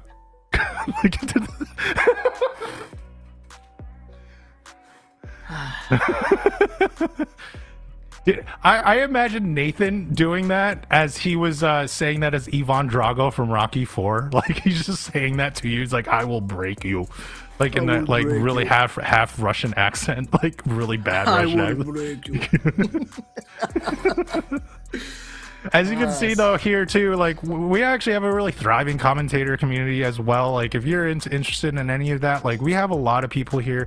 Anybody from Captain No Fun to Leapfrog as well to who else have we seen in here? Dat Boy Juice is another one. Lucy, Simfix, many different people that are like working here in Breakout. Graham is another one. Miasma I think is also another one here. So like Ashervok, that was the other one I was thinking of too. Like there's so many people here, and like there's such a thriving community here. If you want to be part of the FGC but you just want to like learn the game but you want to do something else, that you can always do other things like production, commentary, bracket running. There's other things to do. You don't just have to play the game, you can support the game as well. Yeah, Piplup has been doing data entry in the back end side of stuff. So I mean, like I said, there's always work that can be done that goes into this stuff. Obviously, this stuff looks amazing. It's not done just by one person pushing a button. It's a team effort when it comes to this stuff. And like I said, I couldn't do my job if it wasn't for my team. Stars and Piplup and all like the back end people like 5-4 do God's work. But my head lore is like I have like Stars like literally on a computer on a bike like pedaling the power to the stream to his stream computer and like pressing all the buttons right now because he is literally always all over the place. He's the one that does all the graphics and everything in here, so he is such a hard worker, so I always appreciate him as well. Yes, I am glazing you, man, but I love you. All right, you're a good man. And if I don't see you, like hopefully we'll give you some season's greetings later. But regardless, as we're going in, we're waiting for our next match. It's going to be Diaz and Shao Kahn solos that will be going on in the, I guess it's another winners quarterfinal. Yep, it's another winners quarterfinal. The winner of this, I believe, will face, they will face Alex Smith. So this is the one that they're going to face Alex Smith for. So, this is going to be, Diaz is a cracked Hotaru. That's all I have to say. Yeah, I mean, we haven't seen Diaz today, but definitely one of the players to look out. Like I said, he's won the past 5 breakout series. I'm not saying he's won 5 times. He's won the tournament 5 consecutive weeks in a row. He's looking for number 6. If he wins this week's breakout series, he will break the record for number of consecutive breakout wins. So he's got to do, one step at a time. He's got to beat the opponent in front of him, Shao Kahn, to make it into top 8. Let's go. Oh, Shao Kahn tried to get in there, uses the dash quickly, goes in again with the shoulder, but no, Hotaru goes in there. Again, Diaz is just keeping him at bay, trying to play the spacing game, which is probably the best thing to do, is do the fireball and chase, but gets caught again. Shao Kahn get the down C confirm, and now keeps on going, goes in with the level 1, does not kill here, but it's putting Diaz into dire straits and gets the confirm on the jump in close heavy punch. Yeah, good call right there. Counter hit for Shao Kahn. Taking that first round here, the first game, looking pretty solid. Diaz might have been relaxing for a little bit, had to wait for their match. Obviously, we were trying to get the other match going, but you see right now they had to go straight into it. Perhaps Diaz caught off on the wrong foot, going for SPG towards the end, and again, Shao Kahn opting for it to start and just full offense right now. A full offense. Oh, a missed rev blow. Another rev blow gets blocked. Now we're just kind of waiting. No, all right. Third one incoming. Going, no, just a down-seated sort of. What a light confirm again by Diaz, and now Diaz is going in with the lift kicks, goes in with the level 1. And I don't know if you saw it. There was like a flash of green. He actually did try to go for it again, but actually blew it out. Just kept on going. Oh, what a cross-up, but nice just defense again by Diaz. Diaz showing his defensive prowess right now as he keeps going, pushing Shao Kahn a little bit away. Some pushback with the lift kicks, even though Shao Kahn's been using the grab guard. What a catch, though, on the counter hit. But now here comes Shao Kahn to try to get confirmed. Gets a knockdown, though. Yeah, Yeah, it's a good keep out to it. It's one of those like common setups for Hotarus. They do that move that has pretty decent pushback, and if you want to try to chase him down, you're gonna catch a fireball. You can see right now, Shao Kahn actually putting himself in the corner in a guard crush situation. Diaz took full advantage. He said, "Go ahead, make your move, young blood. I'm gonna blow you up every day of the week." Final round, game number 1. The final round, game 1. Here we go. We're still on the train as we're going in, and now we're going to keep on seeing. We both jump back. We're going to play the full space game, but now here comes Diaz. Diaz is closing down the space, keeps rushing in, gets the confirm for the level 1, and going to bring him all the way to the corner. Shao Kahn has to figure out a way out. Gets Rebel, but gets counter hit, and now it's going to keep on going here, and this is not looking for Shao Kahn. Leapfrog. Yeah, Shao Kahn got a little too comfortable with the red blows. He thought he was like, I'm in the same spot. He doesn't have SPG to the end. But you have to worry, and you have to remember, Diaz is a masterclass of the character. He doesn't need SPG. I can just do high counter. I can do the high crush every single time you want to throw out the green. It's reactable. And what I'm going to see, I'm going to press the 1 button every time. That did press that 1 button every time. There you go. Mr. Diaz will take it. That first game, and now we're gonna move on into game 2, and we'll see how it's gonna go. We're just running right back into the same stage here. Rev blow does connect by Shao Kahn. Shao Kahn gets a whiff throw, and now that was a big punish by Diaz, and Diaz is gonna bring Shao Kahn to the corner here. Yo, Nathan dropping $20 into Matcherino. We break the Matcherino back up to $75. Keep claiming those codes, y'all. I appreciate it, Nathan. Holding it down for our breakout crew. Right now, Diaz is holding down for all the Hotaru names. Going to keep that top 8 number nice and high for Hotaru appearances. Oh, wake up super though. I did actually work out for Shao Kahn. I thought that was going to be baited by the way that by Diaz was shimmying. What a whip throw! Hotaru was able to duck under it. Keeps on going here, but now fireballs. Lands on the fireball. That's a big punish. There you go. Diaz closes it out with the close heavy punch, and there you go. Diaz is now on set point. Get ready. Shao Kahn so close every single time, but he just went for broke. It sure wasn't a level 1, but it's still a DP that could be blocked and still get punished. So you always got to pay attention to it. But either way, I feel like he's not in a bad spot. He's been moving those every single time. He has his defense. We were talking about the prowess earlier. It's just so strong, so high. But is he high enough to get you out of this predicament? What an anti-air by Diaz. Diaz was able to get that, gets the overhead, does not go into a full combo. Rev blow blocked on Shao Kahn, and now we're just going to keep on going, doing the fireball chase, but nice little back light kick to sort of stop any jump in pressure by Diaz. Diaz is holding it out, but look at Shao Kahn go. Shao Kahn now is in the corner, and now we're kind of, all right. We do trade in the air to airs trades. It wins out for Shao Kahn. Shao Kahn gets around here. He's on survival point. Yeah, it's one of those things. I think Diaz is really valuable, like low confirm. Sure, it like scales a little bit in damage, but it's one of those things. He's not worried about like max damage combos. He's just trying to take away the SPG from Shao Kahn as quickly as he can, and he can definitely do that. He's actually gonna move out quite a bit of damage as well. Instant level 1 puts him into a corner, and now in a favorable position. All right, and now we're going to see, oh man, look at Diaz just kind of go here. Diaz is going to keep it up in the corner, gets that level 1 to confirm in there. He baited out the super, but again, we were talking about Andy, it gets a little bit too far. He was able to use 2 parts of meter, but it does not matter. It was too much, too little, too late, as Diaz was able to close it out.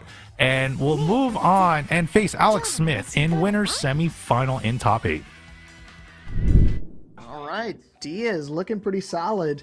It's mostly, again, you got to be the best to beat one of the best out here. And obviously 5 times in a row is no easy feat. So it's just a testament to his skill to show how he can do it. He's so precise with his offense when he wants to press. He got caught a couple times by Shao Kahn, but at the same time, once he kind of got back into the driver's seat of the offense, it was just lights out. It was just non-stop pressure, and you can see that's why this round here, closing out with the perfect, just so clean with his offense. Yeah, I mean, they were just basically the bread and butter, like optimal combos that Diaz was like throwing out, and just was always putting it in there. As well, and yeah, just also say like as Leapfrog said earlier, as we're seeing like just the amazing offense of Diaz there. What what Leapfrog said earlier. Thank you to Nathan 12 Punch for donating the 20 Nathan bucks 12, into the bracket. So like we're going in there with $75 into the pot. So thank you very much with that. And yeah, now we're going to the other winners quarterfinal match, as we got Poetry Chef and Common Sense, and that's going to come back out there. Here we go. We're already going right into it. I like it. Yeah, Just go straight into it, baby. You might last top 8 qualifier. We'll see it. You're gonna probably see it too, because I know you have the analyst in you. You're probably gonna see a little bit of different play style of Poetry Chef, of how he plays his BGNA compared to Alex Smith. Yeah, I like that. I like how you can have same exact player or same exact characters, but completely different play styles. So let's see if Poetry's play style is just as successful as Alex's and needs him in that top 8 spot. But let's not count on Common Sense, my man, the Rock Howard player. I'm a Rock player too. I want to no bias though. No bias. I want to see No bias. He was trying to throw the feint. Common Sense was trying to use the feint there, trying to get the normal. Oh, but Poetry Chef eats the fireball, playing a little bit of the limb game, just trying to find the best sort of like whiff punish or trying to hit the hitbox of Common Sense, and it's just not working out. It seems like it's just like almost like a small neutral game right now, and that Common Sense was winning and wins that round. Well, I like the way Common Sense is playing, but hey, still no problem, still no bias. I don't know what Common Sense is. I'm married, so what's Common Sense? I have no idea, bro. I'm right there with you. I'm always told that I have none, so I thought it was a fiction book. Yeah, exactly. As we're going in, look at Common Sense go. Oh, kick a counter, baby. Got him with the red blow. Has the opportunity to try to bring things back. With the added damage mitigation, does make things a little bit easier. You can play a little bit more loosey-goosey. And there's nothing loose about Bijane. She is tight as a I love the offensive decision making from Poetry Chef, because now it's in a one guess situation between these two. Definitely one situation. Oh, and close. I think that was the far heavy punch that actually was able to close it out. And there you go. Poetry Chef is able to get that round, tie up game one round apiece. We'll see how that goes. Wow, like I said, Poetry Chef can get explosive when it comes to his offensive gameplay. As we're going in there again, gets the confirm on the heavy punch again, and now we're keeping Common Sense in the corner and just keeping him in the air using the level 1 here, Leapfrog. Yeah, it's hard to press when you're getting floated every single interaction, so definitely a good call from Poetry. I mean, as explosive as the barrel behind him, you definitely hit the nail on the head with his offensive style, because, and the Moonslike is actually going to get Wild Punish too. Very uncommon. Not a lot of people actually go for a Whip Punish on there. There is like a really tiny window you can get that Whip Punish on. Sorry, Nathan. Nathan really just caught me off guard with the second there. But as we're going in, now we got Common Sense trying to keep up with the pressure. Oh, but now here comes Poetry Chef. Poetry Chef pushes out, brings it back to neutral, resetting back to neutral here. Throw. And now we're getting some of the ground fireballs, air fireballs in, but now what a throw! There you go. And now here comes a big combo going into the hidden gear. We're gonna watch the movie. This is definitely enough. Just air Shibuken. Oh no, it's not. Yes, do it again. Okay, 3 times. 4 times. Stop. Okay, slow down. You're already at 87%. This is not good. Oh man. Dude, not like this, guys, please. Oh no! There it is, and there you go. Poetry Chef with the patience, just waiting for an opening, and Poetry Chef gets that game. Why, Common Sense? Why would you listen to me, bro? I'm a commentator, man. I have no idea how to play this game. That DP was a panic move. I don't think it was a misinput. That was just, it's a scramble. Sometimes you just kind of do what you think. You kind of go all for nothing there. Just go all in, and he went broke on that one. And Common Sense now has a hole to fill here, but oh man, he's keeping Bijane in the corner, keeping no space to Poetry Chef. Yeah, like I said, if there's ever a character you want to fill the holes on, Bijane is definitely the one. But again, I think Common Sense got really too comfortable. Once he used that hidden gear, he reset the meter and he went back to 0. He was like, just throw a couple EX fireballs here and there. He thought he can kind of, chip him out, but as well as saying, Poetry Chef's defense way too strong. But there we go, back at it again. We've seen this replay once or twice before. Now Poetry Chef, one interaction goes to the air, Red Bull with a kick a counter again. Poetry Chef too solid. He's cooking with this one. He's getting the parry. You're already going. I went to the Shadow Realm. Oh no. As we're cutting in, we're gonna get into the set point for Poetry Chef. Poetry Chef is gonna go in, gonna wait for the fireballs. Nice just defense on those fireballs, by the way. As it goes in, here comes Common Sense. Oh, Common Sense gets caught by the anti-air. And now here comes Poetry Chef rushing Common Sense down, bringing him all the way to the corner again with these optimal damage combos. Oh, what's the setup here? Just kind of going in with frames. Gets the command throw in, and now here comes Poetry Chef just keeping relentless offense on Common Sense. Oh no! And here we go. Common Sense got to fight his way out of the corner. He's going to do it the old-fashioned way. Just do a back throw. Just kind of tick him again. Okay. He's going to go with the overhead. This time he's ready for the follow-up, but you see right now, Poetry just not willing to do anything risky, but just when I say that, level 1 to get himself out. Oh man, and now here comes Poetry Chef again, has a huge life lead, but Common Sense is in SPG, so is able to have a little bit more damage output, gets the throw in, goes into a full combo. Oh, this is not gonna kill, but we're going to the hidden gear here. So this is gonna go down to, I want to just basically say one more touch, and we'll see who's gonna take this. Okay, don't do it again. Don't spam. No, wait. No. I didn't say anything yet. Hold on. I'm not going to sell it quite yet. Just like the way the Common Sense is going to sell this match. Oh, and now here comes Poetry Chef, gets confirmed and closes it out on Common Sense. Poetry Chef will move on into winner semifinal and will face Ripple. Come on, man. I want to see some more Rock Howard, but not like this. I don't want to see him getting blown up, man. That is unfortunate. Yep, there I go. In the Shadow Realm I go. Not even the negative. I'm just grayed out like I'm dead. You're just grayed out. Like it's like you just turned like super plain, like a beige or like gray room. Like that's they were just trying to give you like no feeling or no like no emotion whatsoever at this point. But you know what? Like Common Sense had a really good Rock Howard. There was times when he woke up in the middle of the match to like optimize, but there were times in that match, especially in the beginning, where it just was like small interactions that he just kept on winning. Yeah, again, like there's some scenarios where you just keep rolling the dice and you keep getting the 7s. You keep just getting super lucky and you just like, I can't stop winning. And that's how it kind of felt with Poetry Chef. Once he got one interaction right, he just kept on going up. So really smart stuff from Poetry Chef. And like I said, really living up to the name, knows how to start cooking his opponents.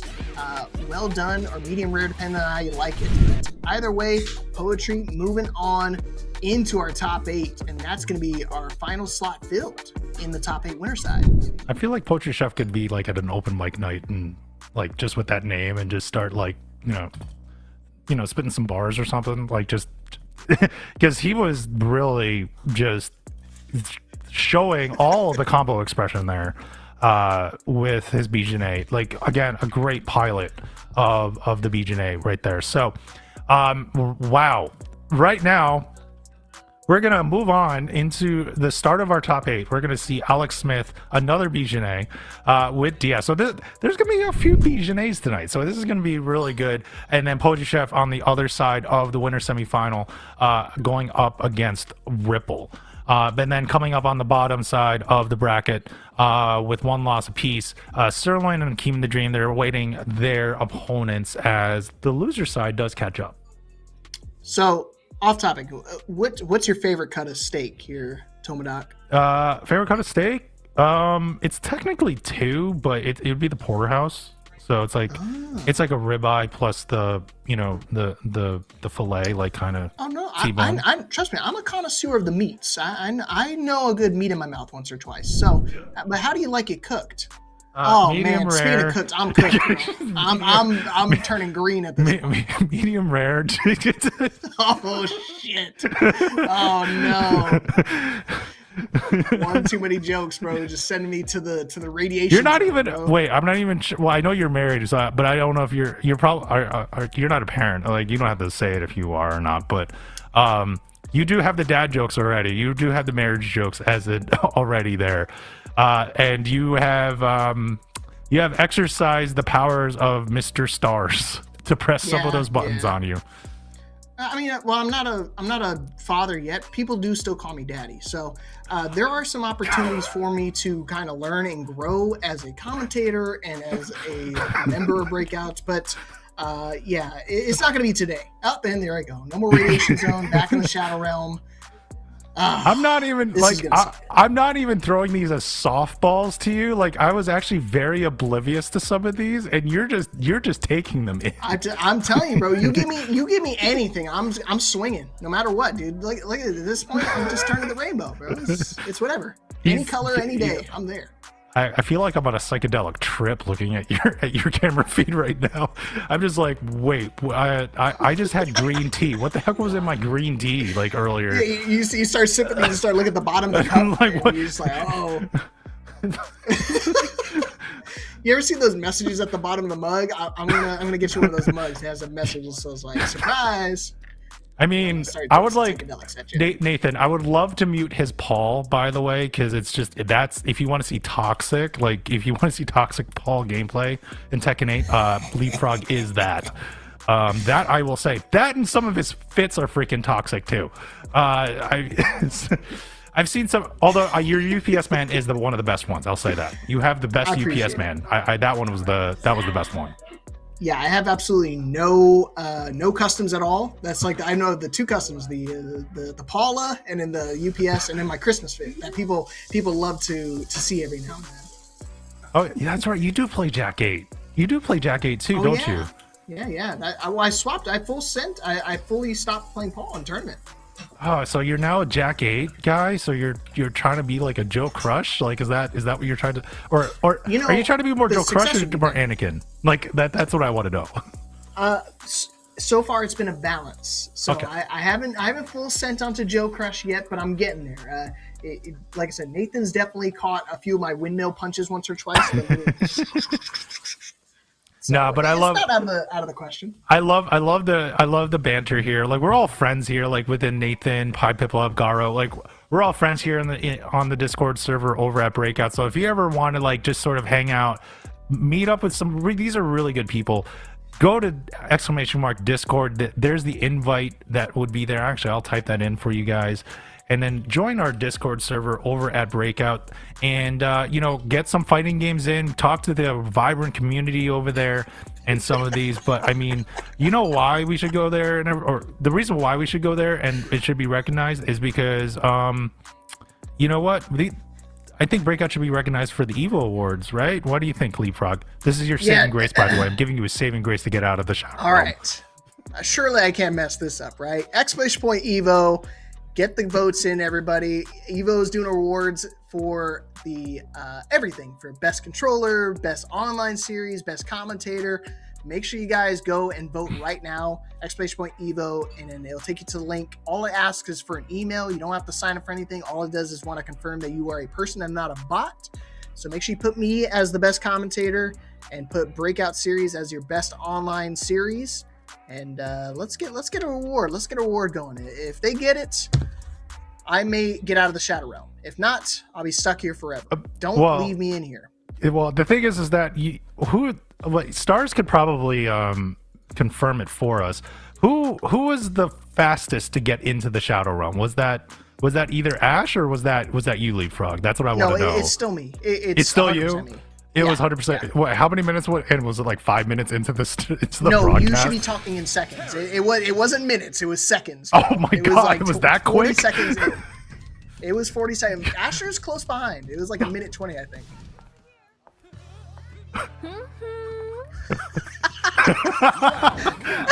Get ready. Fight. Yeah, it was literally start of the stream. I will probably hold that record for a long time. So let's see if a record can be broken today with one of these players potentially upsetting Diaz in that next match. Poetry Chef against Ripple the Nipple. Let's go. Oh, speaking of out of pocket, as we're kind of going in there, oh, what a whiff throw by Poetry Chef, and Ripple was able to get out of there, but nice wake up option, and now Poetry Chef is able to get the full combo onto Ripple here.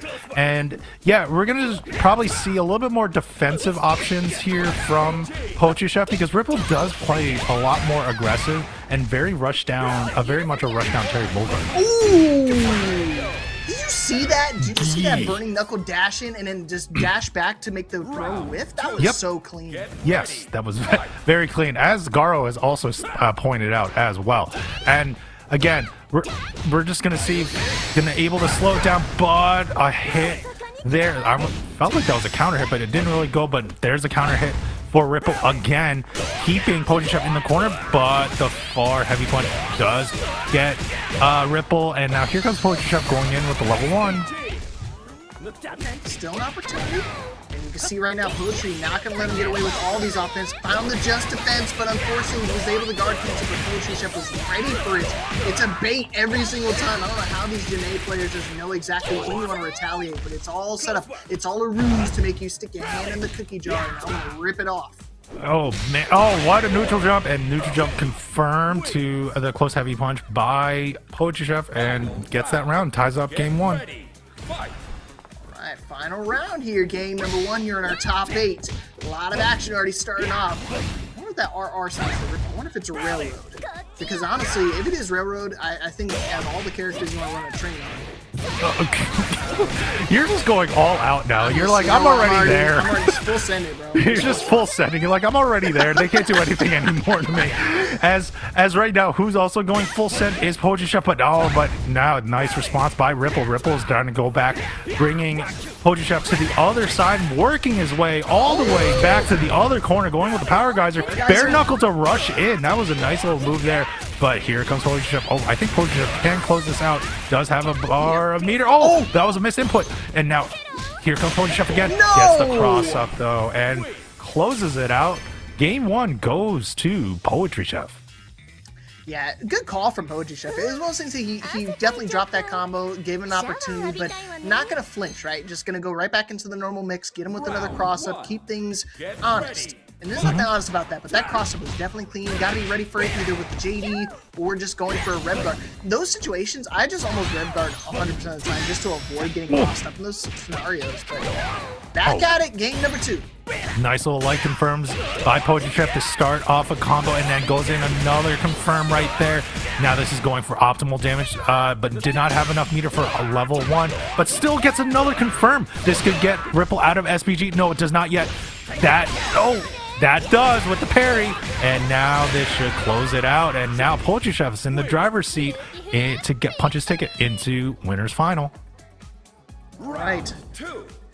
Let's go. One more round here for Poetry Chef, and he'll be cooking in that winner's finals. Guaranteed top 3 finish means a guaranteed payout for match tonight. We're at $75.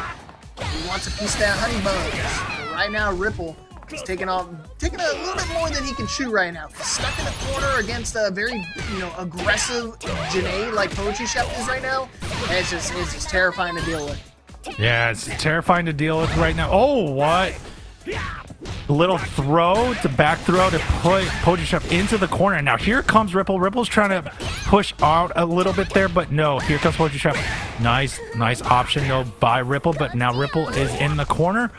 But Poetry Chef decided to do a back throw, put him back into space while Ripple keeps him in the corner. Still alive. Still has an opportunity. Rev Guard, he counters, he gets it. Level 2, just spend it all again. Gonna spend all his meter. No, he's not gonna spend it quite yet. Still another opportunity, but don't give him an inch because he's gonna take a mile. And another counter hit after counter hit. Drop after drop. But luckily, Poetry is able to weather the storm and survive another day. But Poetry Chef moving on to winners finals. Going on to winners finals, punches his ticket there. We're gonna see who's gonna be facing Poetry Chef. Is it gonna be Alex Smith, or is it going to be Diaz? I told you, what was not on my bingo card was a winners finals match between two Janae players, but at the same time, still got to have the stars align in this scenario. But man, speaking of constellation, you'll get a constellation prize still in the bracket, going down to the loser side of things. But Ripple was showing some signs of life, but this moment right here, the spam, the random little drops, the little hit confirms from either player. So close, but yet so far. But Yeah. I wouldn't count Ripple out. I think he still has a pretty good opportunity of bringing it back. You never know. Some of these people in the losers runs, especially in the, like when they start their losers run in losers quarterfinal, we've seen it happen a lot where they're on such a momentum, especially after losers semifinal. It's like a gauntlet. They just go in, and then by the time if they get to grand finals, they make it all the way there. They have all that momentum. They're fully warm, while the person waiting in grand final had to wait. Like, so you never know, that could play sometimes to their advantage. But right now it's gonna be Diaz versus Alex Smith, battle of the waifus. But when it comes to it, but like really, this is gonna be a very interesting match, because like I said, these are two high level players. Both play their characters deliberately, meaning they will only go optimal when they see that opening, but when they go optimal, it gets crazy. And I'm not really sure that I didn't Yeah, that was so weird. No, I'm sorry. You're not supposed to see that. Sorry. I was like, sorry, I really messed up his train of thought with that. I just like looked to the right, like, you know, I see the same feed, and next thing I know, I'm like, oh. sorry, my bad. It's fine. No, I love working with you though. Like you're always been a great guy. We've worked together a few times, and it's always been a blast. You've worked on over in my orgs bracket, and on top of this bracket as well in this series. You're always a pleasure to work with. You can tell like we have really good chemistry as it is. But when you're in the Shadow Realm, you are at a whole different level, dude.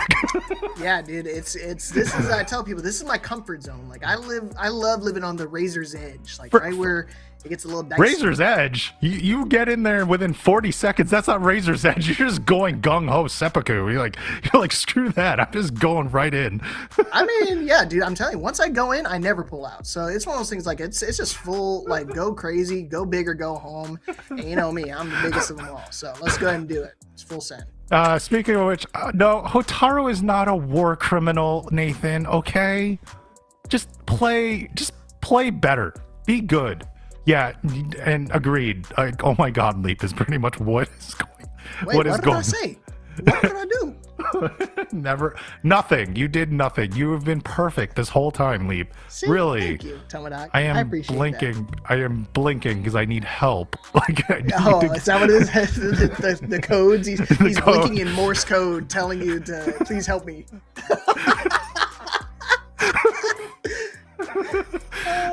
SOS, baby. No, like Hotaru is one of those like characters where you just deceptively has so much damage and is just deceptively OP. Once you actually face it, you're like, wait, where did my life bar go? But Bijane just seems to keep you in the air when you have someone that it just pilots her so optimally, and she also keeps up with that pressure too. So you've noticed that even with both Poetry Chef and Alex Smith, they're keeping it up with the strings. They're finishing strings, even though they're being blocked or rev guard. They keep going just to keep the plus trains, to keep that frame advantage up. Yeah, you know, it's very reminiscent of Preacha. Like I think yes, Preacha and Janae have a very similar like combo style where they just want to keep you airborne and just really milk out the damage and milk out the clock when it comes to optimizing combos. Mm-hmm. Very, very much. I just saw our behind the scenes chat. Like Nathan decided to throw in something for us. It was a while ago. It was 10 minutes. You probably saw it. I just saw it just now. But as we're going in, this is kind of like what it is. We always have a fun time here and everything like that. And if you like supporting this production, if you want to keep Mr. Leapfrog in the Shadow Realm, please go ! Merch. Support this production. Support the good people. Support the God function that North Stars has on his mixer to keep villains like Leapfrog at bay in the in the Shadow Realm by going to ! merch, by getting some tangible merch, supporting directly the Breakout series, and show your love for Breakout at your next local. Yeah, no, Stars. This is not DJ. This is Tomodoc. I know they kind of look the same, but no, this is Tomodoc today, and I think DJ's on Wednesday, if I remember correctly. But I don't know. I think I have to double check. I think he's talking about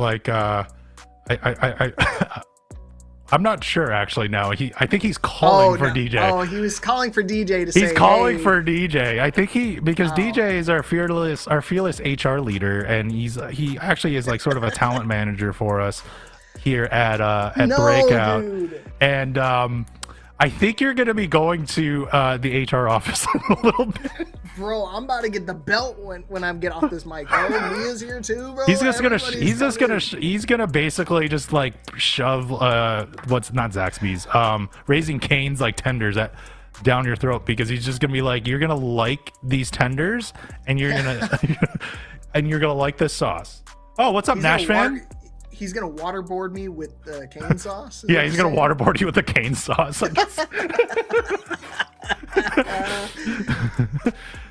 Man, but Nash fans, nice seeing you around. Kind of miss you. We haven't seen you. I haven't seen you around in these brackets. Hope you're well, and hope you're going to be enjoying the holidays. And this is our last one of the year though for Breakout series. But like, hope to see you next year though when you come out. Kind of love how you kind of rotate the characters. Like I remember you had Vox for a while. I think you had Hokumaru the last time I think I saw you though. Oh, you've been grinding Sam Show? Nice. Yeah, I was gonna say, definitely, if you guys haven't already, go check out Nashfan. He put a whole YouTube guide on the new character for Mr. Big. I was a day one watcher of that, so make sure you give me credit. But at the same time, this dude is so knowledgeable on all the Garu games. Obviously, if you watch his stream, he's been focusing on Samurai Showdown as well. SNK already announced they're gonna add that to next year's repertoire of games, so definitely keep an eye out for Nash fan, because he's already a super dominant Fatal Fury player, but now that he's going to be trying his hand at all the other SNK games, just going to be a common name to show up. Well, I mean, XFS, like he like Leapfrog's a professional, even though he's in the Shadow Realm. He does have hints of professionalism in him, just only like 20% of the time. That was 20%. That's all I get? Well, yeah, that's what you get. You're in the Shadow Realm for a reason. I have been in the Shadow Realm for like 80% of the match. Yeah, exactly. That's what do you want me to say? Like, the stats don't lie. Ball don't lie, bro. I guess you're right. Yeah, as we keep on going, we're waiting for this next match between Diaz and Alex Smith, and here we go. We're going to start it off. Yes, it is the Hotaru versus the Bijane. I think someone told me that this, like, I'm not sure about the full Hotaru fit, but definitely on the Bijane, someone in the last time I was here, they said that it looked like a McDonald's like advertising. Because with the so I was like, and then that kind of made me hungry. Can't get out of your head now? Yeah, I can't get that out of my head. Yeah, this is definitely like the the supermodel versus McDonald's cashier for sure situation between the two in terms of looks, but definitely looks can be deceiving between these two, because these are two dominant players, two dominant characters. Let's see who's gonna move on to the winners finals. Is it gonna be a Bijane winners finals mirror match, or is Diaz gonna upset the show and try to make it a 6-time repeat champion? Diaz looking for win number 6 out here. Let's try to make it happen. Winners semifinals. First 2, let's go. Let's go first 2. Get the lift kicks to go in there, to go into the level 1 by Diaz, putting Alex Smith already down to the last part of his SPG.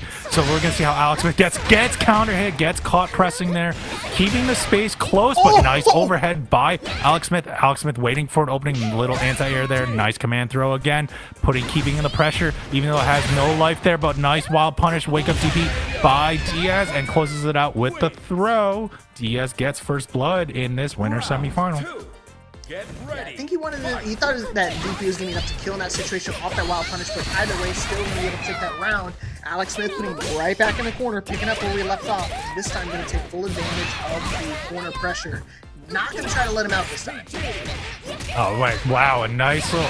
Nice little heavy punch confirmed again by Alex Smith. Alex Smith is just going at it here. Gonna be able to spend the level 1. Yep, does right there. Spends the level 1 with the kiss right at the end. And now we're gonna keep on going with the pressure. Goes in with a throw to close it out. Very clean round by Alex Smith. We'll see who's gonna get this final round in game 1. Get ready. Yeah, nothing cleaner than a perfect game. But you can see right there, Rev Guard, it's great because it avoids all the cross-ups, all the projectiles you could think of. But the only thing is very, prone and weakness to is those throws. You always got to pay attention for those. And that's why it's going to be paramount to, not to make that your #1 defensive option, because then you get too predictable. Forget about it. You're just going to get blown up every single situation. Thankfully, Hotaru's the only one with the command throw in this scenario, but at the same time, still got to keep a keen eye on it. Ooh. And gets that confirmed there. Diaz uses the lift kick again to go right into the level 1, keeping Alex Smith into the corner. And here comes Alex Smith. Oh, big counter hit. Caught Alex pressing right there. Diaz should be able to close this out with a level 1. No, not yet. Watch the hands, buddy. Oh, big baited. rev. Yeah, baited on the rev blow a little bit. And Diaz will close it out, get game 1. We're going to see how Alex Smith responds for game 2. Yeah, it was close. It was really, really close. Yeah. But at the same time, once Diaz, again, he's just a masterclass of adaptation. Once he figured out how to kind of deal with Alex's offensive pressure, even though he went to the corner at the very start of that round, just like the last round, he still found a way to whittle himself out, death by 1,000 cuts. I think Hotaru is one of the characters that excel at that. So I'm not super huge on the damage for combo routes, but still gets the job done. I mean, it's not like the hits are damaging. It's just that they go on for so long that all of a sudden you get more life out. So like the more expressive the combo route, the more damaging it does get for Hotaru. And now we're both tied in SPG here. Just about nice wake up rev blow by Alex Smith to sort of stop the pressure. Gets the confirm on the heavy punch. Goes into the level 1. Does not kill the 1 pixel left, but does close it out with the rev blow. Alex Smith gets on the board. What a response after the game 1 loss. I'm not gonna lie, I think he might have thought that was a throw, because I thought the same thing. I saw the green hue, and normally like those tick throws, they look like sometimes they have that green little flash, and maybe he just got mistaken for it because it did say counter it. So potentially a layer on layer knowledge between these guys. Because again, both these players super top level. I mean, they don't even have skill rating; they have the legend rating. So definitely playing into that matchup of like, I know that you know that I know. Oh my God! What a cross-up block going right into the super by Alex Smith, and Alex Smith is going in there. What a DP by Diaz. Diaz is now really just running around, keeping it now playing Hotaru more like a rush down, not giving a chance for Alex Smith. Going into the hidden gear. This is not gonna kill though, but it's gonna go down to literally 1 to 2 pixels each. To 1 touch left between the 2 players. Who's gonna get the round? Oh, actually, it's a little bit more. I was gonna say the skate. Oh man, that was such a weird call. Again, thanks to the changes they made with SPG, if you save it for the end, 30% damage mitigation, it makes that super skill a lot, especially with like multiple hits like that. I'm not a big fan of that. I think you go for a level 1 in that scenario and save it for another interaction. But and again, these guys are in winter semifinals. So. Yeah, but I'd agree on that too. And her like when you have that, depending on where you are in the bar, and that's part of like the meta. When you start learning this game, you try to learn how to use your meter. That's like one of the foundations of fighting and timing of when to use it.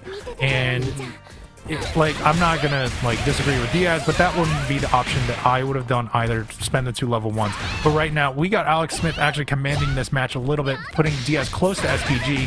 But there's a confirm by Diaz, and Diaz is going to keep on going here and put Alex Smith into overheat. So smart, and you see right now, it forces Alex's hand, and that's when he forced the counter situation. He's going to do it again. I mean, he's going to either force a level 1, or he's just going to force him to like press into this scenario once again. And a rinse and repeat scenario means that you go on to a set point here. 1 more round is all Diaz needs to book his ticket into winners finals. Alex Smith, he's on the back foot, but he knows he can find an opening. He knows he can find a chance to bring things back. Oh, there you go. Spends the level 1 to get the confirm, get about 25% life down on Diaz. And now we're going to keep on going with the heavy punches. Nothing confirmed, but a big counter hit does connect for Diaz. Diaz is going to go into the lift kick setup here and gets into the level 1. Now, here we go. Let's see what happens. Nice wild punish, whip punish by Alex Smith. And now Alex Smith is going to keep on going here. Oh, man. Does not use the meter. Wants to get the damage rescale, but that hurts, though. And here comes Diaz. Ooh. Okay, again, one more situation, one more interaction. Wild punish coming out from Alex, and you know he's got to spend it all. It drops! It drops! What a crucial, heartbreaking drops for Alex Smith. He had the kill, he had the round, would have took us to a final round, but Diaz outlasting and taking advantage of the one crucial drop and moving on into winners finals. Heartbreaking. That is very heartbreaking, Alex. Yeah. It happens, man. But Diaz, like no shade to Diaz. Like Diaz, like you played it right. You saw the drop. You went after it. Like, you take advantage of the chances that you get. But this was a very evened out match. Yeah, Diaz took care of game 1, but you got that big comeback by Alex Smith in game 2, and it was pretty good. Though, even for those 2 rounds, even though it was 2 rounds to 0 on Diaz for game 3, it was very close there. And you know what? Congrats to Diaz. You are going on to, grand finals. Sorry, and winners final. And you know, we'll still see Alex Smith though in a little bit.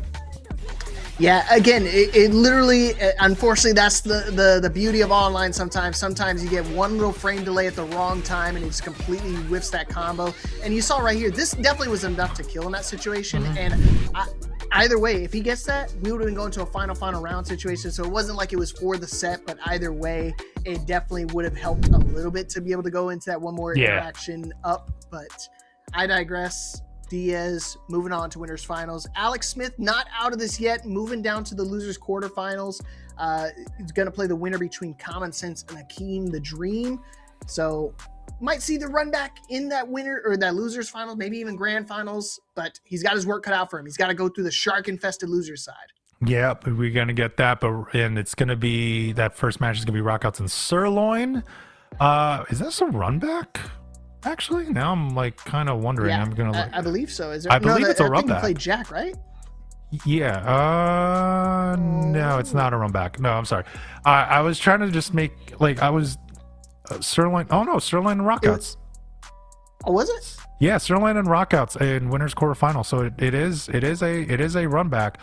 Sirloin put Rockouts down into losers, and then Alex Smith proceeded to put Sirloin down into the lower side of the bracket as well. So this is a run back from earlier tonight on stream. So we'll see how this is going to respond.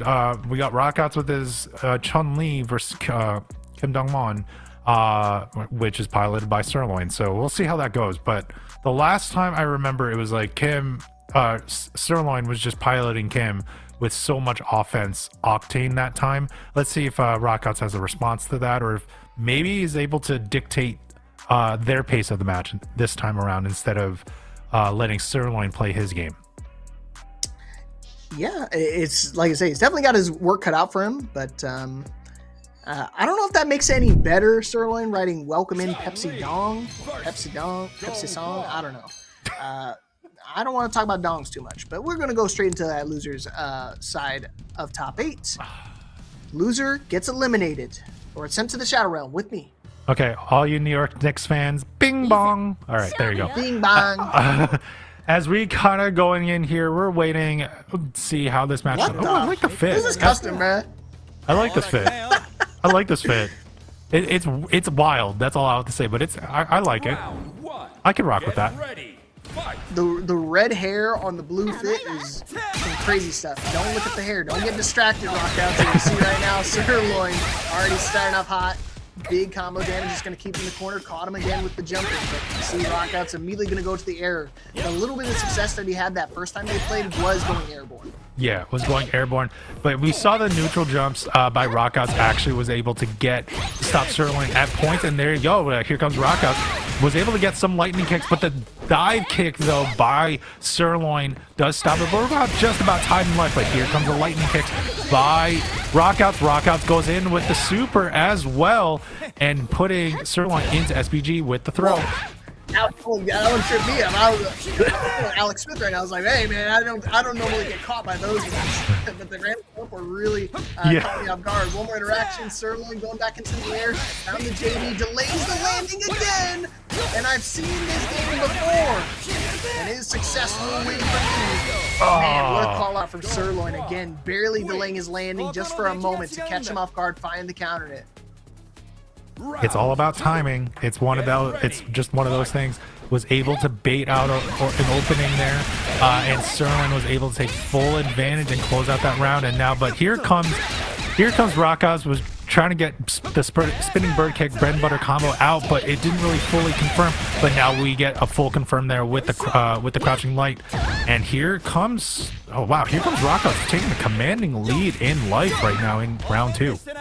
Yeah, I think he's seeing the tendencies because he's been going airborne every single time, and you see the textbook reaction for those situations where you think you're going to get crossed up, you're just going to go to rev guard.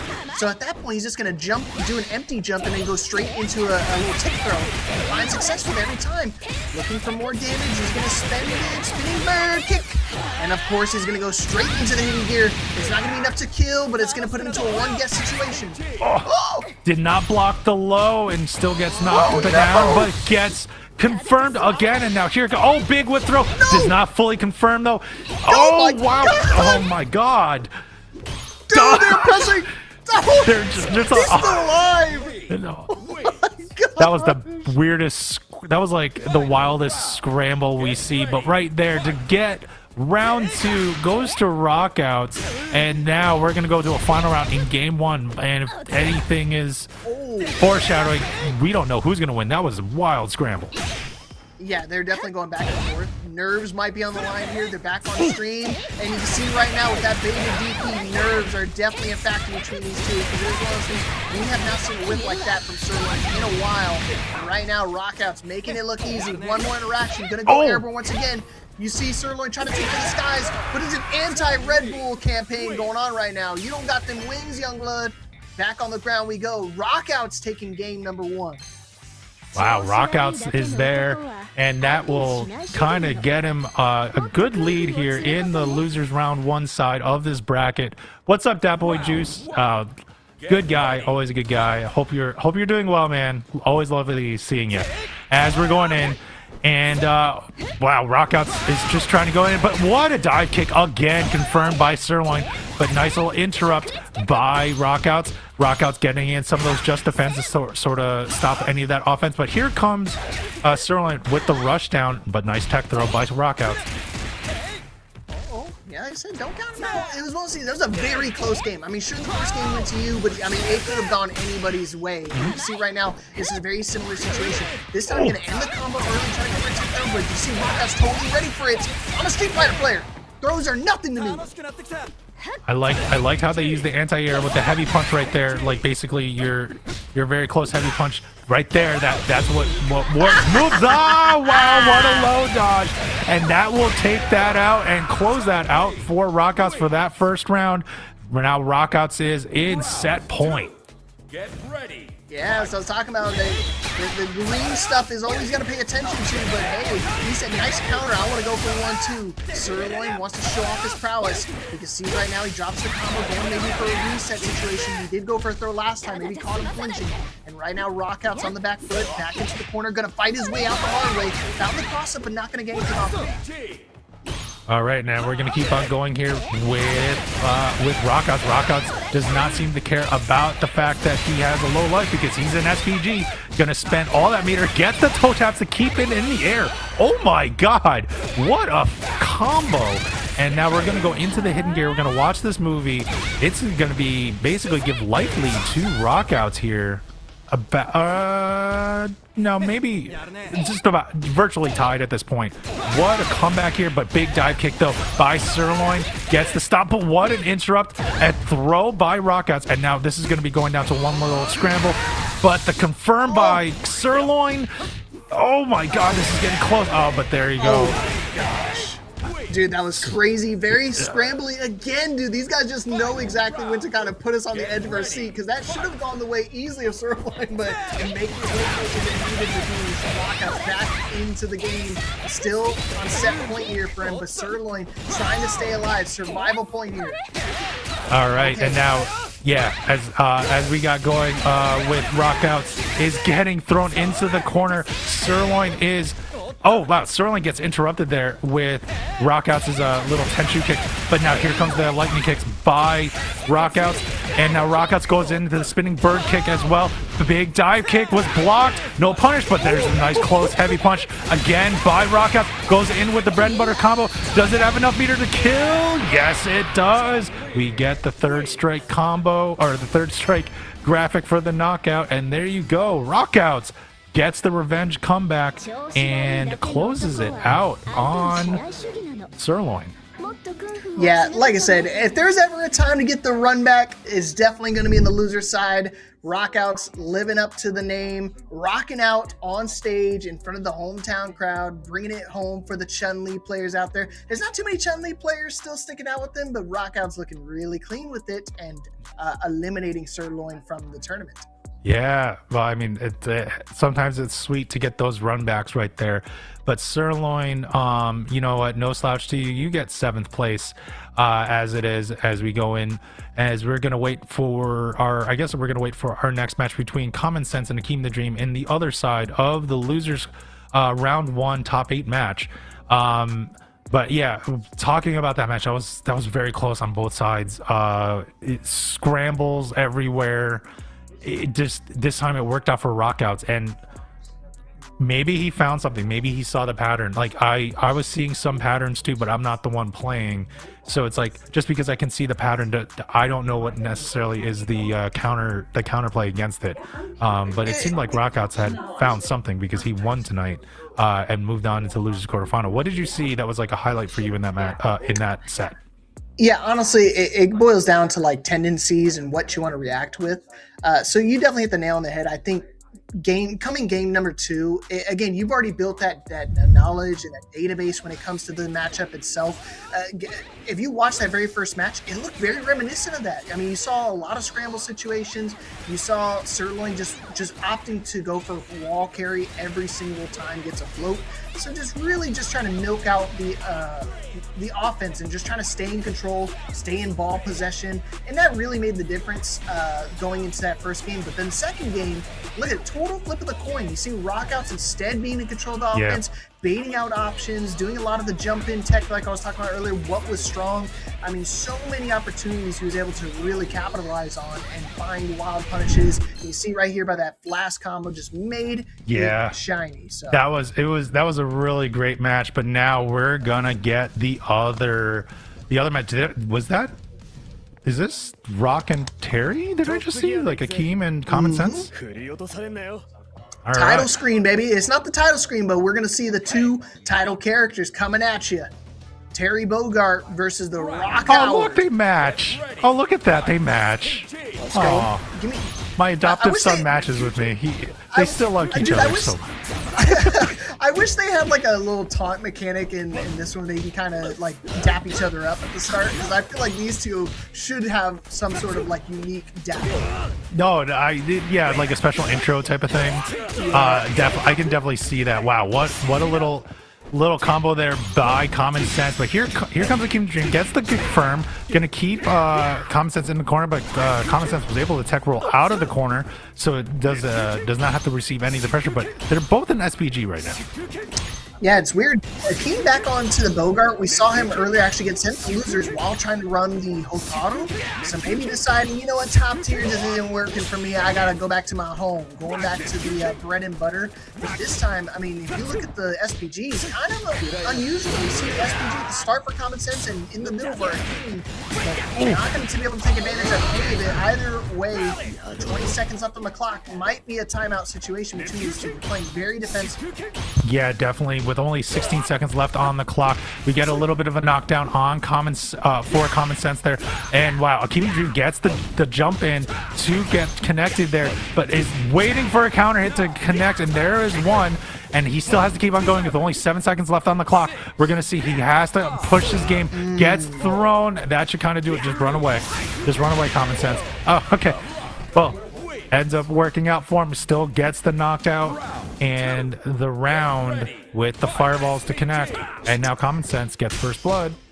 Yeah, it's one of those things like when you go into a timeout situation, and if you ever so far behind, you're always just trying to get a little bit of extra meter for the load. And Common Sense just did those smart strategies. Just stand back and let the projectiles do all the work. The air Shippukens, especially the EX version, so strong because it has that little tracking potential off of that. So definitely a good call for Common Sense using his brain in this scenario, and he's still going to keep it going. Burning Knuckles to be able to take big damage here, and now Akeem in a big deficit. A big deficit right now, but is in SPG though, so they're both actually in SPG right now. Oh, but what a jump rush in by Common Sense. Now Common Sense is going to keep up with there, but little.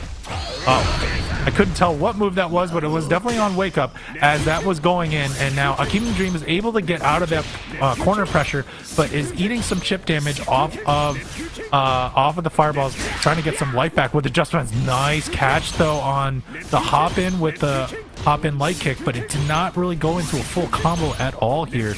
We're just sort of playing the fireball game from about 2/3 stream. Yeah, and you see Akeem willing to play the JD game and willing to just kind of build up a little bit more meter, regen some of that health. But again, Common Sense doesn't do anything too risky because at the same time, like, he's really high on his rev meter right now. You see right now it's already at 90% and counting, so has to play a little defensive. One more EX Fireball may spell disasters, especially the way they time the trade out of the air, but the air Shippuden gets both of them to connect, and that's going to be enough to kill. Coming down to the final few seconds, but Common Sense holding his ground and just playing it smart. That was like the wildest of trades, going in with that overhead, like in the air, hitting your opponent, but trading right with the fireball to close it out. That was such a weird interaction. We've had so many weird interactions tonight. But you know what? It doesn't matter. Common Sense gets game 1 of losers round 1 in top 8. We'll see if Akeem Dream is able to respond back. He had some, again, he was actually responding, but it was actually getting pretty close when we were getting down to these timeouts. It wasn't like it was a wash in any of these. But right now, Common Sense is employing his meta game plan at this point. Yeah. Oh, okay. Going to the air this time, but again, got really lucky. Didn't try to go for the air Shippuden once again. But I don't know if I want to play at that range 3 or 4 against a player like Common Sense. If he's willing to take advantage of that distance every single time, you're just asking to get put into the blender. Okay, Wake Up level 1's is a great option, but he's still got a huge life deficit here, trying to close the distance here, and he could definitely do so. Terry does have a good string to kind of put you into a golf push. He's willing to take that mix because at the same time, he's not going to die from this combo. All right, now it's basically one touch for each at this point. One more confirm will do it. I think that was a miss, just defend, and Common Sense gets that round. That means he is on set point. Yeah, with 2 sticks of butter, this is not looking good right now for Akeem the Dream. He has to respond. Oh, yeah, you can only JD for so long until eventually you just run out of time to be able to get those defensive properties. Right now, I mean, just milking out the combo, full hitting gear, so you know what that means. Going right back to 0%. Big damage. Akeem still has access to SPG, but he's got a huge hill to climb. He wants to try to close this gap. Nice little dash in by Akeem the Dream to sort of get out of that pressure, not get hit there, trying to stay alive, try to stay in SPG, going in with the overheads, going in with the blenders, and right there, nice little bread and butter bare knuckle combo to get some more damage. And we're basically almost at equal life here as between both pilots. Nice rev blow by Akeem the Dream. Oh no! Yeah, his version of the Moon Slice was not as good as Rock's. It doesn't do like a natural cross-up, and you have to make sure you stay in range of it, because otherwise you're going to catch it every single time. And now chip damage is the factor. One little pixel is all he needs, and of course he's going to go to the tried and true Air EX Shippuden. He's going to find the connection. You have to JD those, otherwise you are dead, and it doesn't even matter, because 2 games up, 2 games down for Common Sense. Moving on in our bracket. Akeem out at 7th place, but I know he wanted a little bit more of that match. Oh, he probably did. Like, at least in that first game, he was actually looked like he was trying to, ask some questions on Common Sense, but it ended up not really working out because Common Sense actually really just employed his game plan at the end, and it was just kind of running rampant in game 2. So, but like Akeem the Dream, again, congrats on 7th place. You know this bracket is always full of killers, so 7th place is always nothing to slouch about.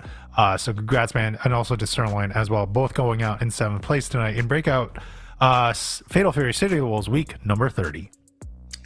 You know, it's funny, Tomodoc. I know we were talking about which character you prefer between the Bogarts, between Terry and Andy. Yeah. But the way that Common Sense is playing, honestly, I think Andy is probably a better matchup in that scenario. Oh, really? Unfortunately.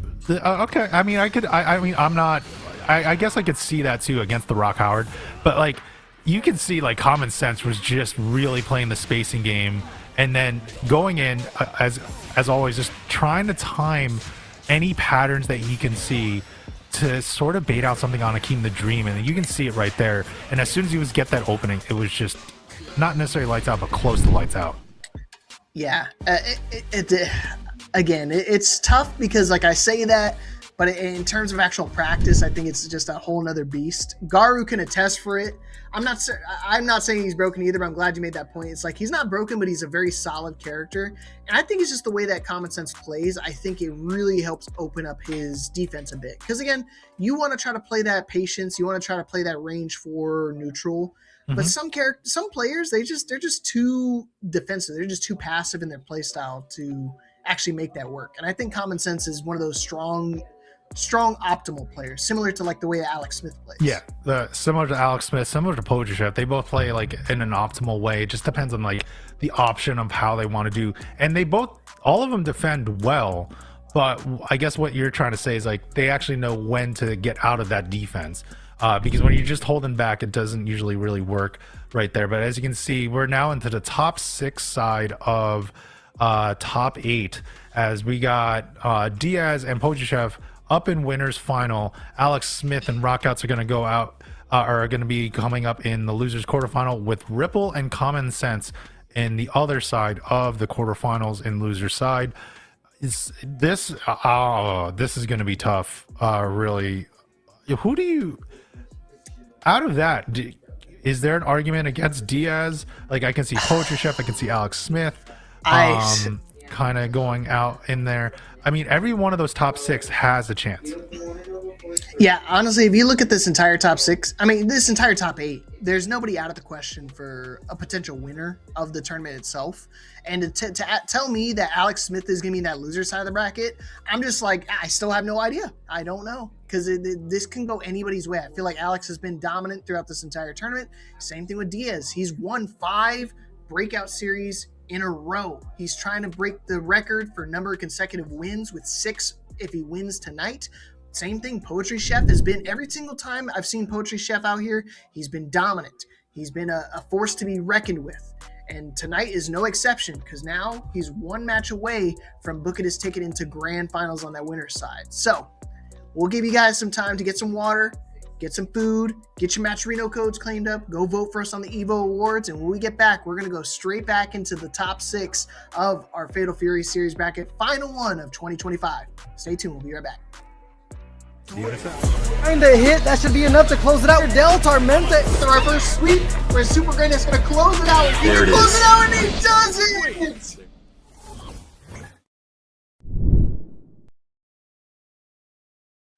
I don't feel right unless the odds against me. Back against the wall with my strength. Yeah. I can't let it break. Everything I've been through, it made me better. Ooh, a little hate, it just made me better. Been through everything, it just made me better. I can't waste the pain, it just made me better. Working every day, it just made me better. 1, 2, check, a 1, 2. I'm going in, is that an L? W is still a win. Got it off the muscle. All I know is hustle. All I know is making something out of nothing. What you think this is? I had to hop in the kitchen. I'm really on fire. You know, ignited. Yeah. I know some people don't like it. I'm moving with flavor. They probably a bite it. Yeah. Trendsetter, being better. I can't take the credit. Yeah, wait. Yeah. Been on fire, boy. That's flambe. Only time you see my head down is when I'm praying. When my back is turned, the only time they wanna see it. Water on me, flow is cold as ice. I'm finna trade. Yeah, serve it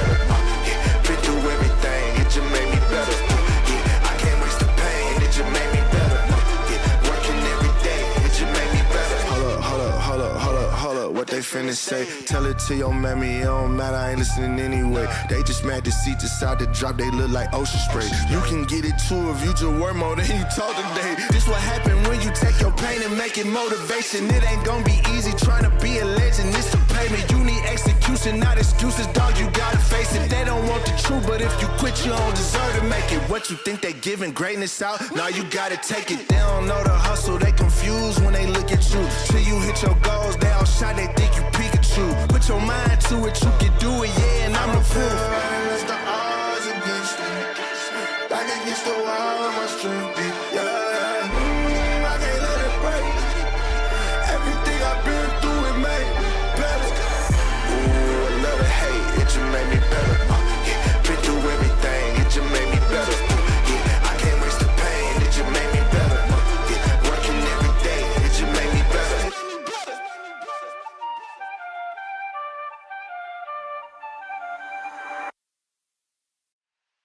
Okay. I'm a trendsetter. Ay, I'm a trendsetter.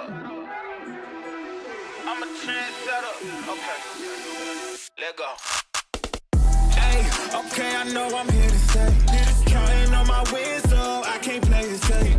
Trying to go against us, get you out the way. Go hard, it's the only way to play. Let me say, I'm a trendsetter. I'm a go-getter.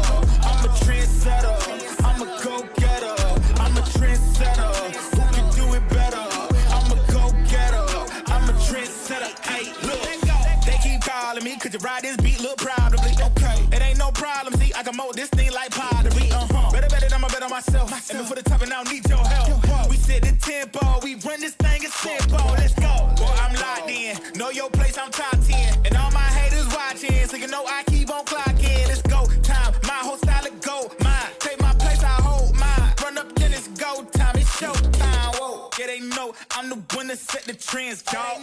Tell them tenfold, I'm gonna change the tempo. Okay. Tell them I can't play it safe. Got more wins on the way. Gotta show them how to do it. Man, my team making plays. Okay, your team better play off. Sleeping on me, wake up. Too easy just to lay off. Okay, tell me who you know can do it better. I know, they know, we know I'm a trendsetter. Hey, okay, I know I'm here to stay. Counting on my wins, so I can't play it safe. Trying to go against us, get you out the way. Go hard, it's the only way to play. Let me say, I'm a trendsetter. I'm a go-getter. I'm a trendsetter. Down on the last interaction, and that will do it. Robert very well find themselves with a victory, especially after that.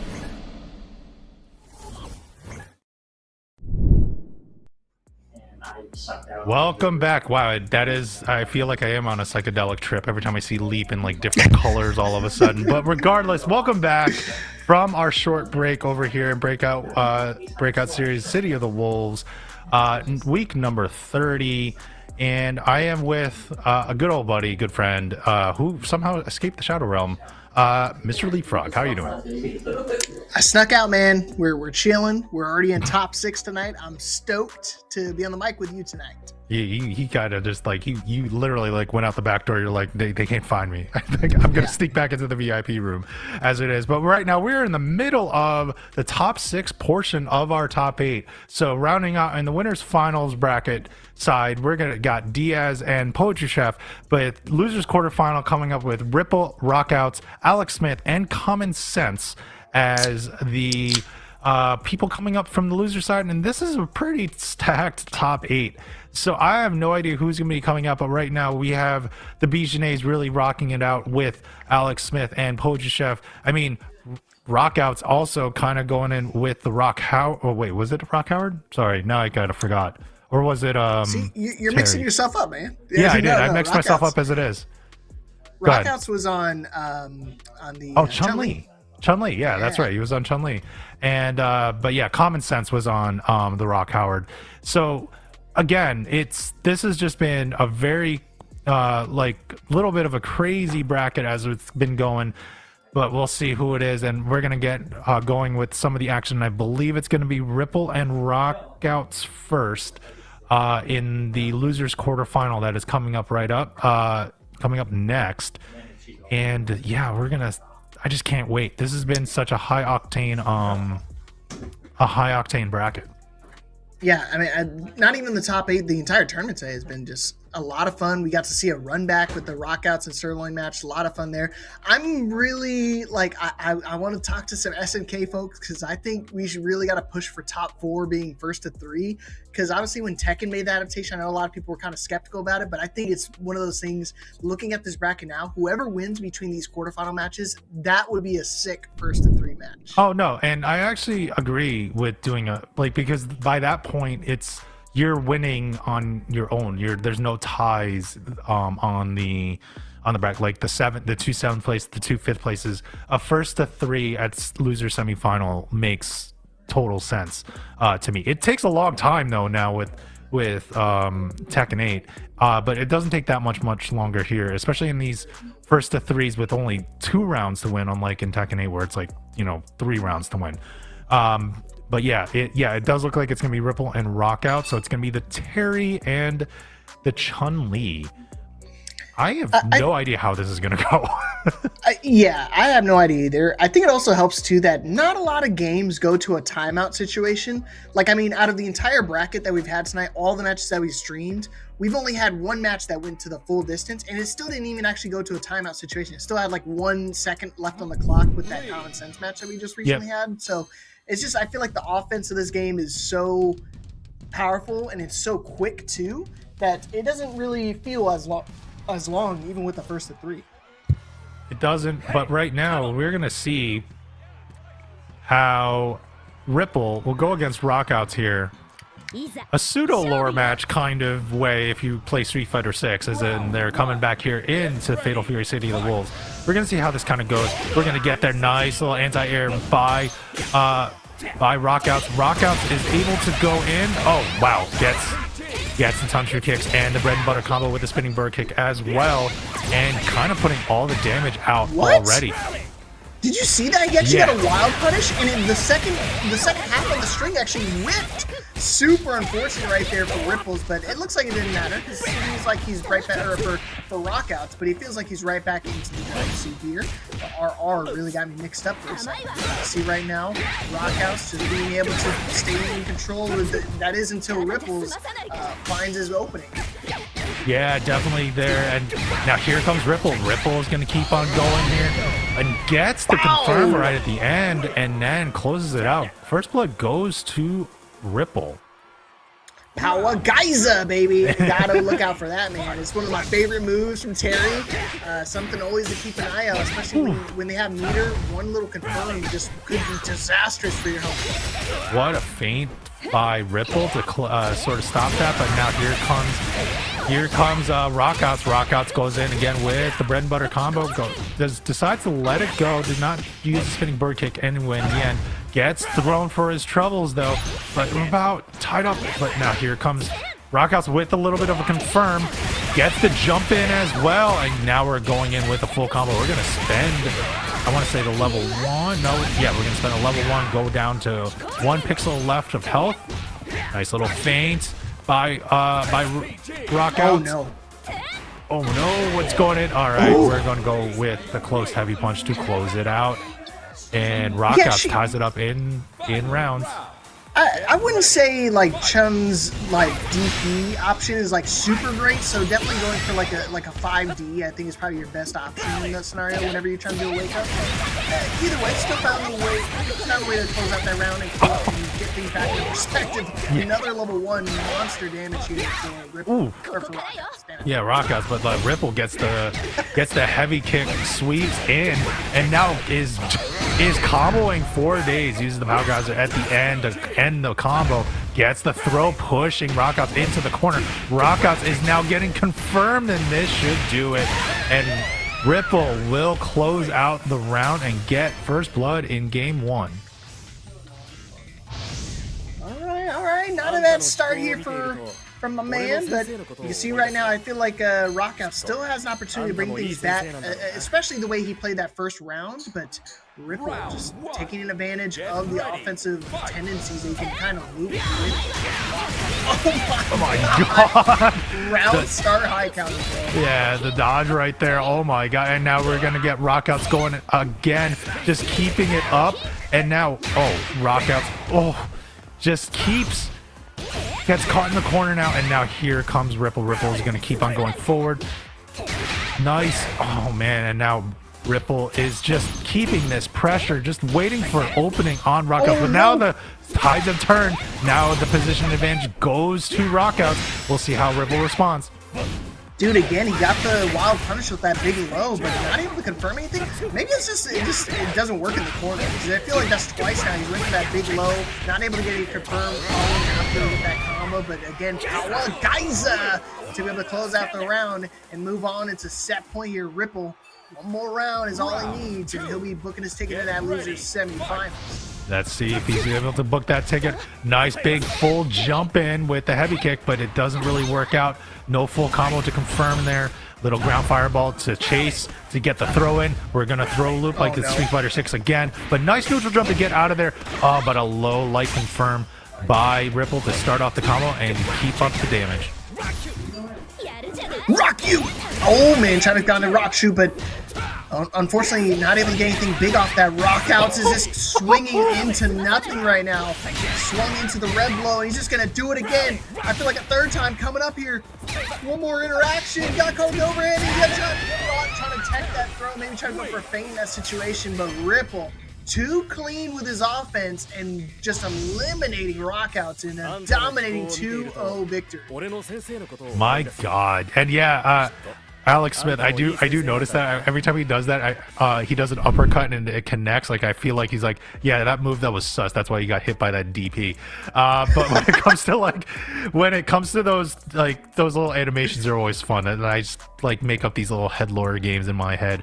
But regardless, we got just a really good display of Terry Bogard by Ripple, just keeping up with the offense and just getting the timings down. Like it just felt like he got that down on Rockouts. Just Rockouts had something, but he just wasn't able to get everything put together there, and Ripple was able to close it out. Yeah, it's hard. It's really hard to snowball with Chun-Li because I feel like a lot of her. I mean, you saw in that one interaction we're talking about several times over with that low doesn't really combo into anything additional beyond that. Nothing guaranteed, at least. Yes. So it's hard for her to kind of just build momentum off that, get a big counter hit, build off of a wild punish like that. So unless she gets a couple big changes in this next patch, I feel like it's going to be kind of a similar situation for a lot of players rocking the Chun-Li. That's not a Rockout thing. I think it's just, the character as a whole is just, it kind of lacks in those regions. So either way, big ups to Rockouts. I mean, taking it this far with the Chun-Li is a difficult task, especially in this, stacked bracket, 5th place. The Ripple just completely dismantling the offense as a whole. Yeah, no, I mean, and right now it's basically Chun-Li's been out for about a month and a half now, so people have starting to figure her out a little bit. She was dominant for those first couple of weeks, but that's how it is with every new character. People are still trying to figure out the character out, and I think now people are starting to understand what the counterplay would be at this point. So it's just a little tough. I'm not sure what tier she would be, but I will say this: Rockouts, you are a great pilot of Chun-Li, and 5th place is nothing to slouch about, as I always would say. So congrats to you for getting 5th place tonight in Breakout City the Wolves, week number 30. But now we're going to Alex Smith versus Common Sense. That sounded like a weird argument. Yeah. Trying to plead your case a little bit, but hey man, do your thing.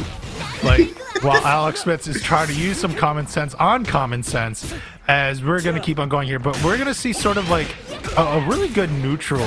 I feel like we're going to see a really good neutral game right now between these neutral battles. I wish we could elect one match to be a 1st to 3, because if you want to talk about honest versus honest, I feel like this is what we're going to see a master class of just whip punishment, optimization off these interactions. Because again, each of these players one little opening, and they're going to take full advantage. What the? Called out. Alex Smith already starting off the game with a perfect, potentially, even with the taunt. Yeah. Too soon, but gets a trade. Not a perfect, but a very dominant first round. I love how we say this is going to be like a great neutral match, and then we got Alex Smith literally just smothering Common Sense in the corner. So I was just well, I was wrong there. But like right now, Alex Smith is really just keeping that pressure up. He knows this is a first to do situation, so he wants to speed run this as best as he can. Yeah, it's one of those things like, as much as I want to see a neutral, like, you got to take advantage of it, right? I mean, you have the offense, you have the position, you might as well just go crazy with it, do some tricks on it. And Bijane is definitely one of those characters, I'm telling you, she can do some wild things once you get you in the corner. This can really make some sparks fly. Oh, what a call out!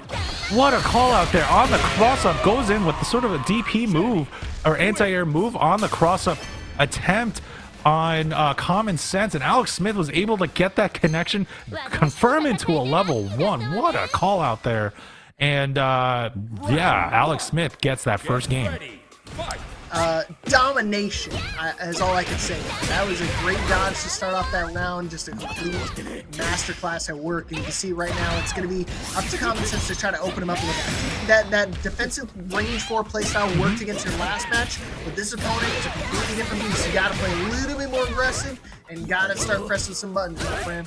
Yeah, I guess that was a high dodge attack. My apologies, guys. But like, still, that was crazy read by Alex Smith. And now Alex is just keeping up with the damage. Does he have enough meter to go to level 1? No. Just try to get to the Oki. Uses the far C to close that out. And now Alex Smith is in the driver's seat to get his ticket to the loser semifinal. Yeah, I think it was one of those things like he knew that level 1 could have hit, but he was just trying to save it for the next round. The little mini skip was enough to be able to dodge the throw. It actually doesn't catch you out of the sky. As long as you're airborne, regardless of the properties, it's just not going to find the connection. Right? Boots to ass right now. It is just crazy work. Stop. Common Sense is just looking like a fool right now. Yo, Common Sense was able to duck a throw, gets a guard cancel in there. Revlo does connect, gets him out. They're both in SPG, gets a throw loop, and now we got Alex Smith in overheat. 1 pixel left. What's the setup? Oh, what an anti-air on the down heavy kick. What? And a big DP is thrown out of desperation. And Alex Smith will take that round with the Hope Pixel intact, and will take that set 2-0 in losers quarterfinal, and will face Ripple in that loser semifinal. I want to wish that DP was a misinput. I'm hoping it wasn't, because he had so much meter that he could have spent. Like, I mean, having 0% on your overheat gauge, it just screams to me that I don't think that was a proper DP attempt. But you know, it could be a missed input. Pressure sometimes makes you do silly things. Yeah, well, I mean, you're talking to a guy that plays 2D on leverless, and this is the reason why I'm a scrub. It's like, I want to throw a fireball, and I throw a DP instead. And I'm like, damn it. And I want to throw a DP, and I throw a fireball instead. So, like, that tells you how well my execution is on a leverless. But when it comes to it, it's just, like, Alex Smith was just putting on a clinic out there. And it was, Garo, like, he's a maniac. Great guy, but legit nuts when he has his fight stick and pressing buttons. So, like, as you can see here, he's just keeping up with the offense, relentless pressure. You did the taunt. Like, that was a little toxic, but you know what? It's okay. I'm not even sure if that's considered BM at this point, but you know what? He had license to do it. He put it up and leap. Like, look at this display. I'm telling you, dude. Like I said, that number 58 is not just a random number. It just shows that he's one of the best of the best with the character. And it's again, it takes a lot to beat the best. So it's nothing to really hang your head about.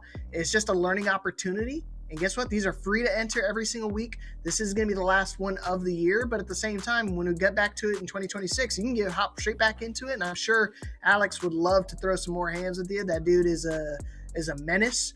I have somebody out here too I used to when I lived in Utah, who's like very like down to earth, very soft spoken. But when they get on the sticks, they're like a mad. Oh, he like I said, he's one of the nicest people I've met in this local scene. There's the local scene up here in the Northeast, because I believe he's coming out of Boston. Like that's why I don't see him a lot in our actual local. But he was at our like what we call the super local, which was DIY, and he was just a really nice guy. And actually, that's what we like doing, at least in my area. We like supporting each other's locals and everything like that. And when you actually just watch, he's locked in. He is a maniac. Like he's just so you're like legit scared. Like, and that's just how he is. And he's like, he just pilots that Bijane so well.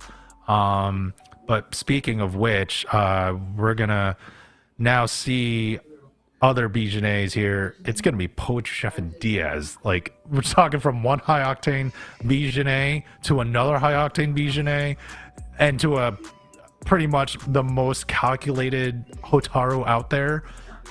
I mean, I don't know. I don't know what this is really. It's not the characters anymore. It's the pilots. How are they gonna read each other? They played each other so many times, and it's gonna get to a point of like they're at layer 7 or 8 now. Yeah, I think the layers are definitely going to run deep with these guys. I know for a fact they've played each other once or twice on ranked. It's weird how often I see, like when I watch a few of them stream, they play the top level players so often and so consistently. I'm nowhere near that point yet, but I'm sure if I can grind the game a little bit more once they add Geese, I can actually kind of devote a little bit more time into the game. I'm sure the meta starts to shift quite a bit once they add more and more characters into the game, especially with the end of season 1. And again, this is only season 1 of the game's lifespan, and it feels like we've been here for so long, and there's still so much more to come. Hey, remember Billy Kane? Like, remember Billy Kane? Where the heck did he come from? Where did he go? He got nuked to oblivion. He did not get nerfed. He got nuked. But yeah, no, it's true. Like that was happening back in like June. But we have EWC, and remember, it's guaranteed. It's guaranteed for season 2. They have EWC again next year in 2026. So this game is going to be alive and hopping. It is the marquee game for SNK, so it does have some life out. But like all of the SNK games that are currently out right now are great. With KOF 15, and I forgot what was the game that they did for this past SNK World Championships, but they did a retro game. I believe, was it maybe Alex Art of probably Fighting would know. Was it Real Bout or Art of Fighting? It was Art of Fighting 3. Art of Fighting 3, yeah. So like the SNK World Tour in itself is already like a really cool, like in a way, a really cool tour. It's almost like a mini Evo of just SNK games, and it's something. Well, also $2.5 million for the Fatal Fury winner. I was gonna say, beyond the game actually being fun, I'm sure if you dangle $1 million in front of people, I'm sure they'll be inclined to actually play the game as well. So it's cool to see all the different variety between like the different regions and stuff like that. Obviously with like China with like Zhao Hai, and in Korea with like Goichi and stuff like that. So there's still so much talent all across the globe, and it's nice to see such a focal point here in the United States with North America and Canada and stuff like that. There's so many talented players here. Yeah, well, Alex Smith will appreciate this, and Yurikov as well. This is like that they were here earlier. It's just like my guy would be like Reynald, like, and he's like the old school guy from like Long Beach, and I'm still shook from Combo Breaker when Goichi went up against Reynald in grand finals, and Reynald got like reset, and he looked back at the camera, was like, I don't know how to beat Marco. I can't do it. I don't know what to do. And it was just a crazy time. But now we're going into our winners final match between Diaz and Poetry Chef. We're gonna see. I don't know what we're gonna see. This is gonna be a layer like 6-7 match here. But we'll see how it goes. But right now, Leapfrog, who do you got? Dude, I don't know. I'm excited. First to 3 action. I kind of want Diaz to break the record. He's looking for win number 6, and he can do it right now. Book his ticket to the grand finals. Let's see if he can do it. Or Poetry Chef trying to upset the people and make it a story about himself. Garo, is that 2.5 million of Dogecoin? Is that what you guys are fighting for? Just want to confirm. As we're kind of going at, wow, look at Poetry Chef go. Poetry Chef is already putting Diaz into SPG using the level 1. Oh, a nice little Farsi to confirm again by Poetry Chef, keeping up with the pressure, using the throw to keep Diaz at the corner, but nice wake up DP by Diaz and turning the tide on the positioning on Poetry Chef. Here comes Diaz. Oh, it's taunting him again! And I feel like Poetry Chef taking notes from what Alex Smith was doing earlier, using the taunts to his advantage and throwing that thing around. You gotta be careful, that thing's got some recoil, my friend. Ooh, wow, where we go. And now here comes Diaz. Diaz is going in, gets the bread and butter combo in, gets the setup for the lift kicks, goes into level 1, keeping Poetry Chef in the corner. See what's the setup here. No movement. We're trying to see what they were going to do. Poetry Chef now gets out of there with some Farsis as it goes in. And, oh, man. Oh, God. Nice catch by Poetry Chef. This is going to bring Diaz to the corner. No, it just goes in for the Oki. Nice overhead as well. What is going on here, Leap?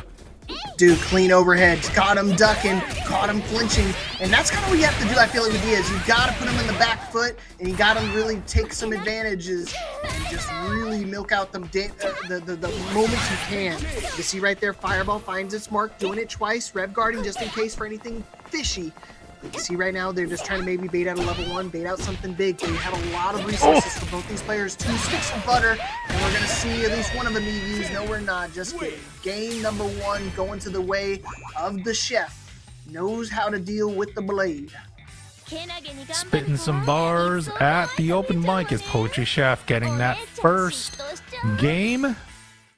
We'll see how Diaz will respond, and he does respond. He usually responds very mad. I wouldn't be surprised if he just goes all-out offense in the second here. See, already running up, chasing the fireball, already putting in the pressure a little bit onto Poetry Chef. Poetry Chef catches the fireball, but uses a JD to get some life.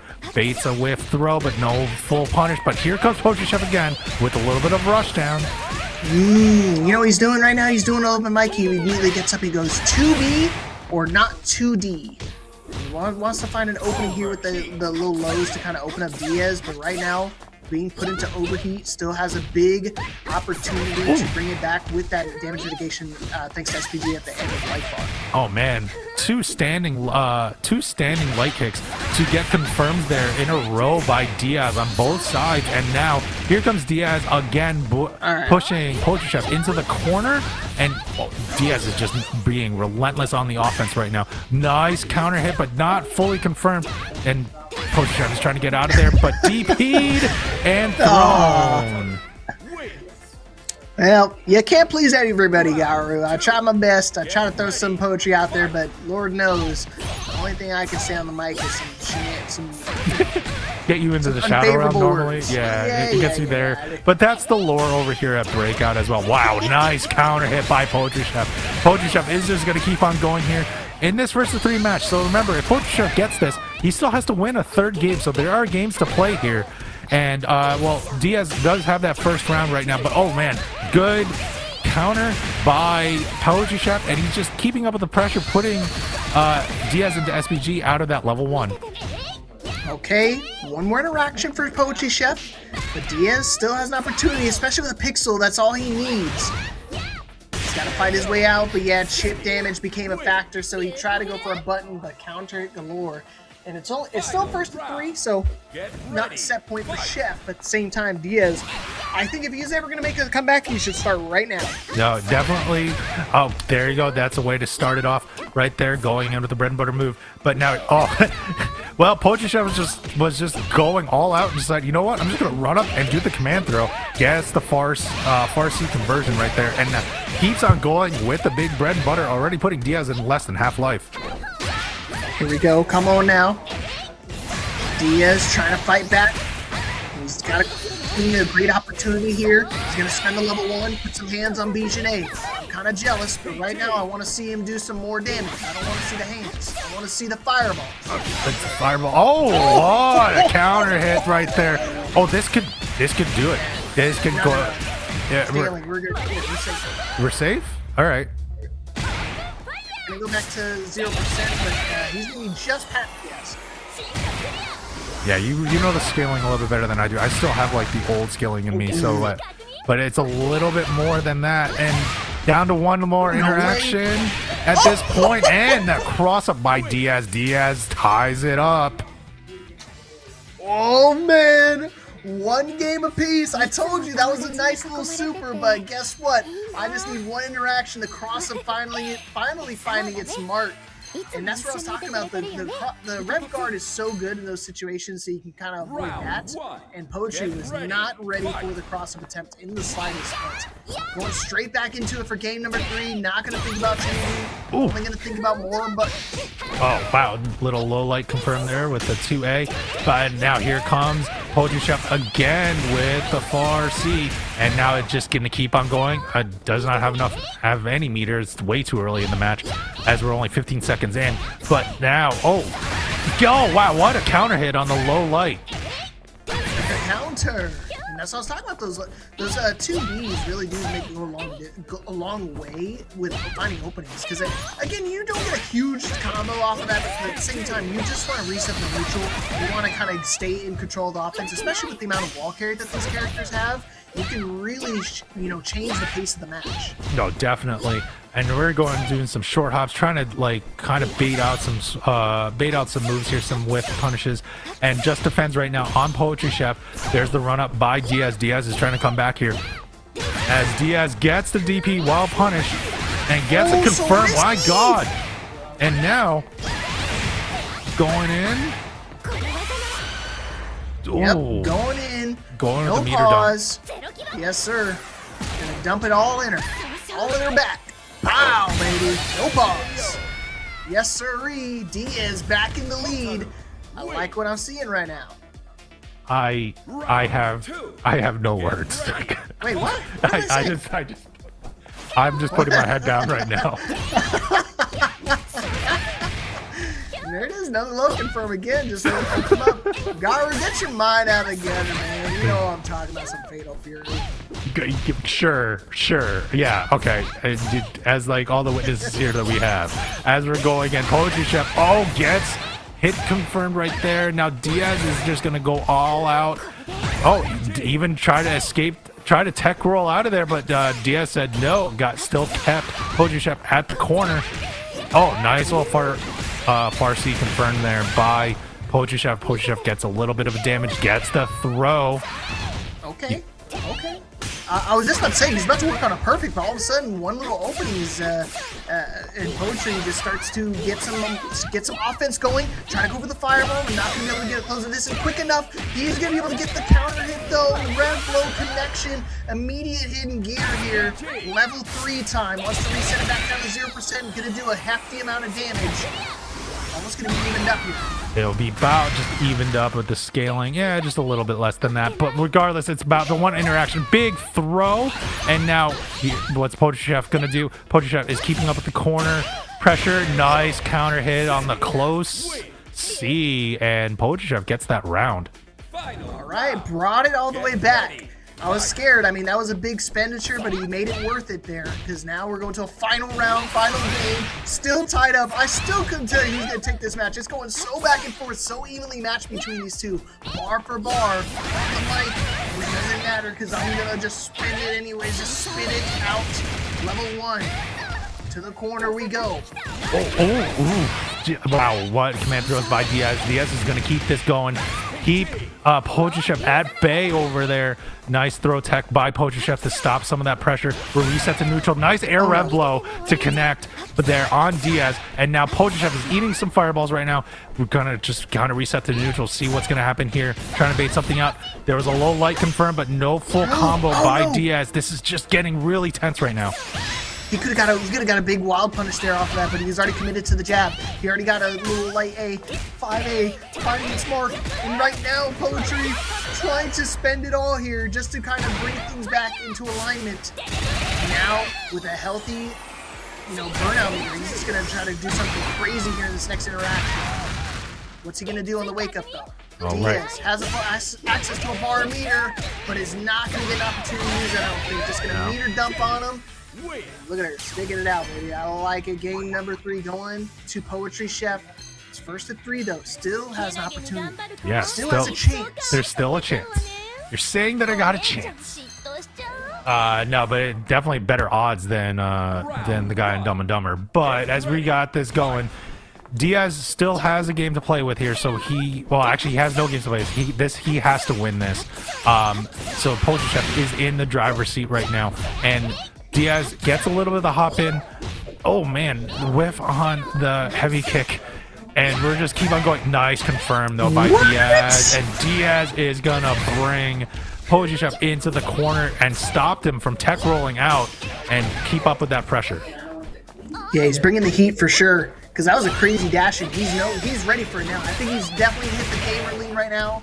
Wants to try to bring things back. And this is the exact same situation was with before. Poacher Chef took a 1-0 lead. Diaz brought it back. Now it's back into 2-1 in his favor.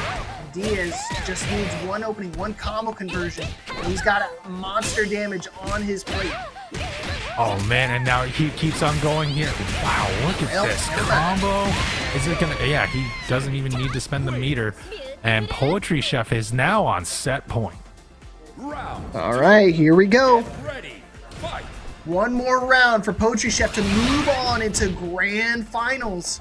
Diaz, what do you got to do? Gotta lock in right now, baby. It's trying to lock in, but all that string was blocked. Gets a little counter hit on the fireball, but just defended out by Poetry Chef. Poetry Chef is going to keep on going here as Diaz is trying to keep the space to a minimum between him and Poetry Chef. And now, Poetry Chef with the nice drift jump, but no full confirm on the combo. Gets the far C to confirm. Goes into a small baby combo, into a level 1. Gets the overhead to confirm, but no full combo again. And now we're going to get some more pressure out. But here comes Diaz. Oh, okay. Again, I'm just waiting for Diaz to just get one little hit, one little wild punish. Oh, there it is, JD. It's a guard cancel. And this is what I was talking about. Big damage incoming. Oh, no, he puts himself in overheat, though. I don't think he's paying attention to his meter. Level 1 off the little hit confirm is all he's going to try to take advantage of. Because now he's got to fight his way out the hard way. Does it again. Oh god, but it's an overheat, and now we give space to Poetry Chef. Poetry Chef is going to go on with the offense. He's going all the way as he can. He's going to have to spend the both of them. He's going to spend the both of them. This should do it, I think. Will it kill? And I think it's going to do it. I think it's going to kill. And it does. Poetry Chef finishing the fight. Finishing the win and moving on into grand finals. Diaz, if you want to try to make it a 6-beat, you gotta do it the hard way. From the loser side of the bracket, Poetry Chef guaranteeing himself a minimum of a top 2 finish, and Poetry Chef even will surprise himself about that combo killing. What did I even say? I mean, in our backseat, our backs behind the scenes thing, you kind of got command grab by stars, so I was not surprised that you're back in the Shadow Realm.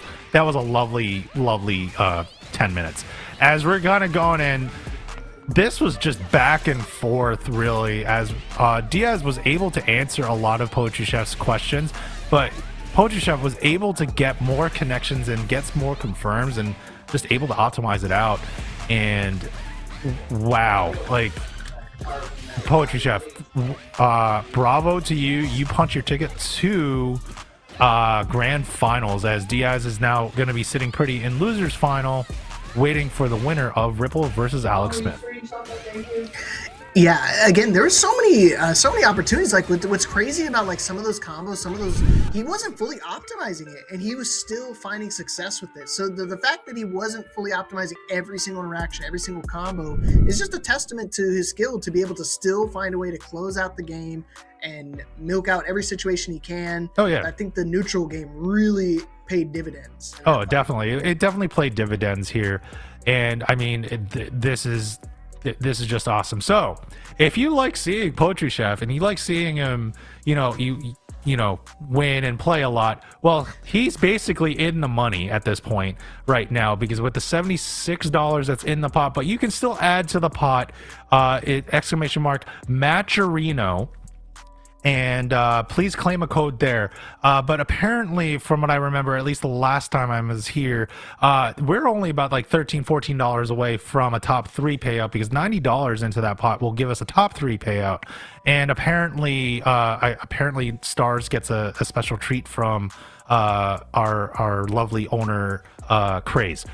I'm not gonna say it because I know what it is, but I just I don't want to go to the Shadow Realm. But Stars knows what I'm talking about. You guys know what your job is. Help us get to that $90 mark so we can give him one of those special surprises. But before you go to that match, Reno, go vote for us for the Evo Awards for the best online series, exclamation point Evo, and it takes you right to the site right here, the evo.gg/awards. Go nominate Breakout Series for the best online series. And hey, while you're there, make sure you vote for a commentator too. Maybe toss me a vote. There's other categories as well, but obviously for the one that I really want you to focus on is the online series itself. Breakout Series has been holding it down for all the games, Tekken, Fatal Fury, 2XKO, Guilty Gear. They do it all here. We have a great community, and we hope that you can share the love with us. Definitely will share the love, and I think those are all mains of Stars right there with the Xiaoyu, the Hotaru. I forgot who that is in 2XKO. But regardless, how do you know who that is? Because I don't play. Yeah, that's crazy. Don't ask me what her name is. It's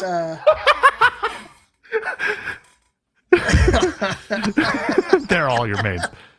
They're all your mains. That's a Violet, I'm pretty sure. 2XKO. The only reason I know is because I watched the Arcane series. Okay, fair enough. But remember, after tonight, this is going to be our last week of Breakout series for 2025. So tomorrow is going to be to 2XKO bracket, and then Wednesday is our T8 bracket as well. But you know what? Coming in. Oh, that's right. I forgot. Like I forgot he's Miari Zona. I forgot about that too. And I'm just messing with you, Stars. Love you, man. As we keep on going here, you know what? We're gonna get into that loser semifinal. Ripple versus Alex Smith.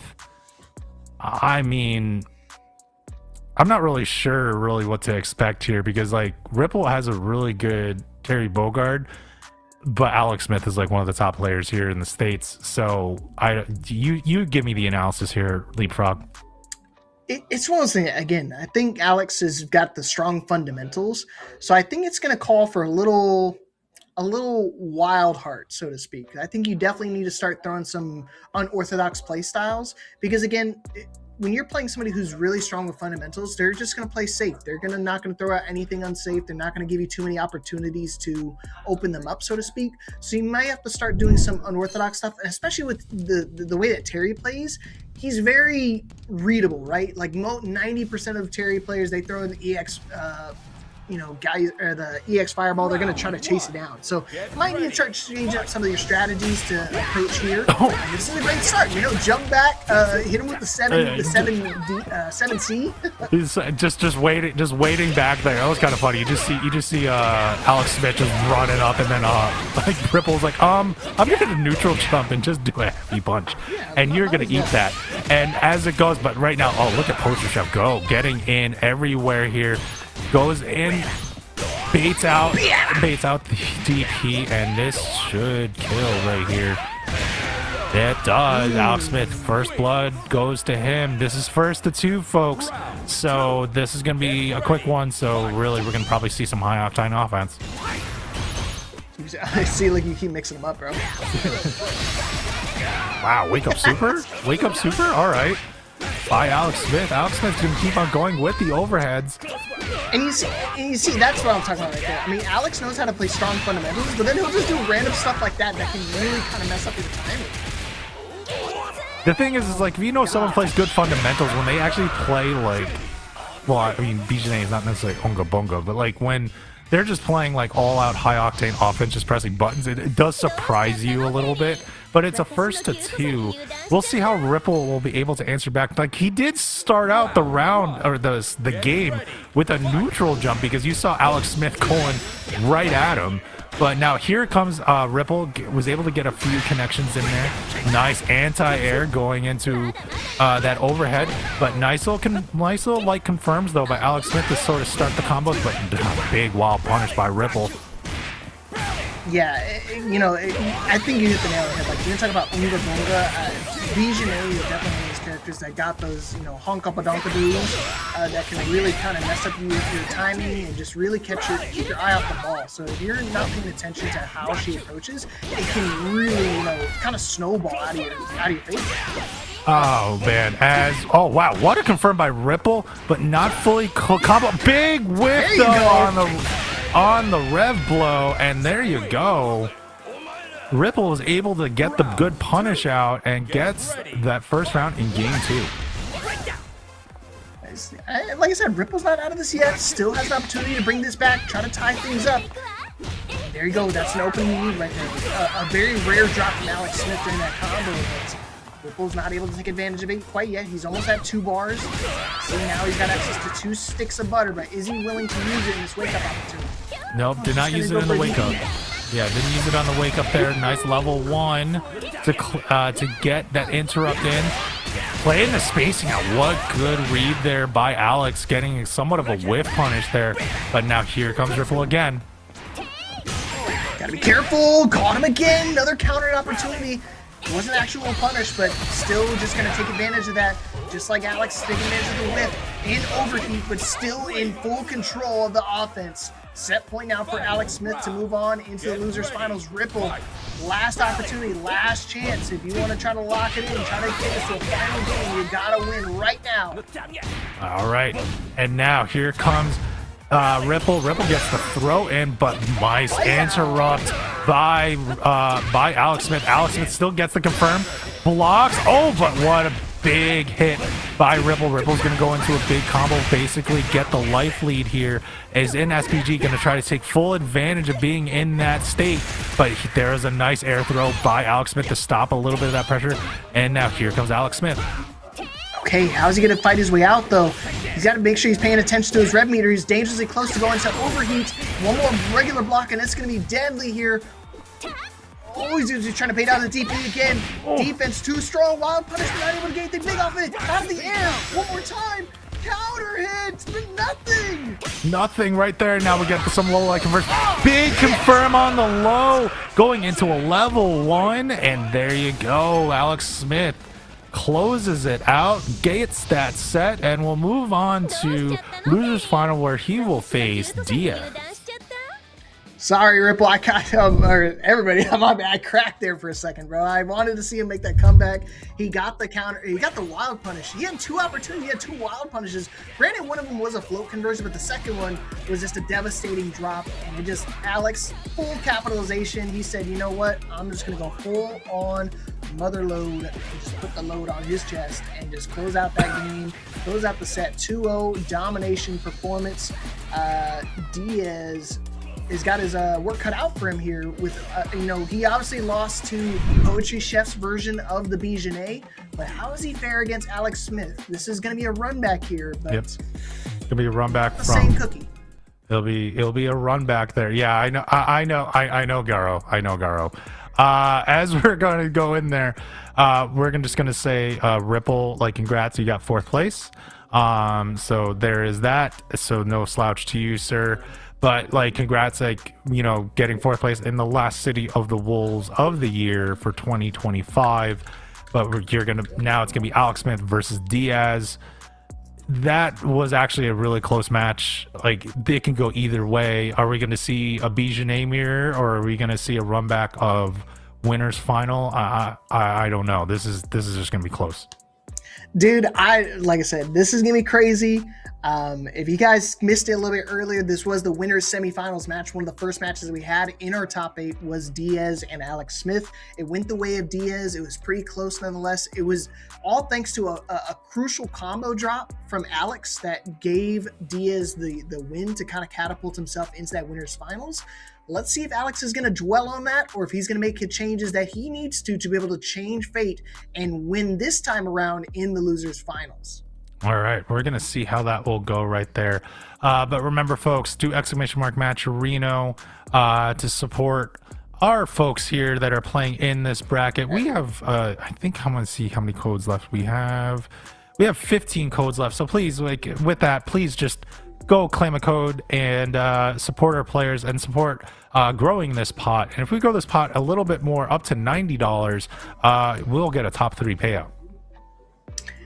Yeah, this is gonna be crazy. If this is Diaz's last chance, like I said, the record that we've had here for Breakout Series for number of tournament wins consecutively was held by Peeling and Tekken, and now Diaz had set the record last week as well for hitting 5 consecutive wins as well. But he needs to win this one to break the record and be one of our dominant performers out here.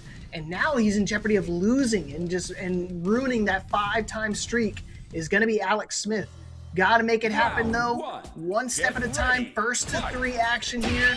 We saw Diaz winning that winner semifinals. Let's see how it goes in the losers finals.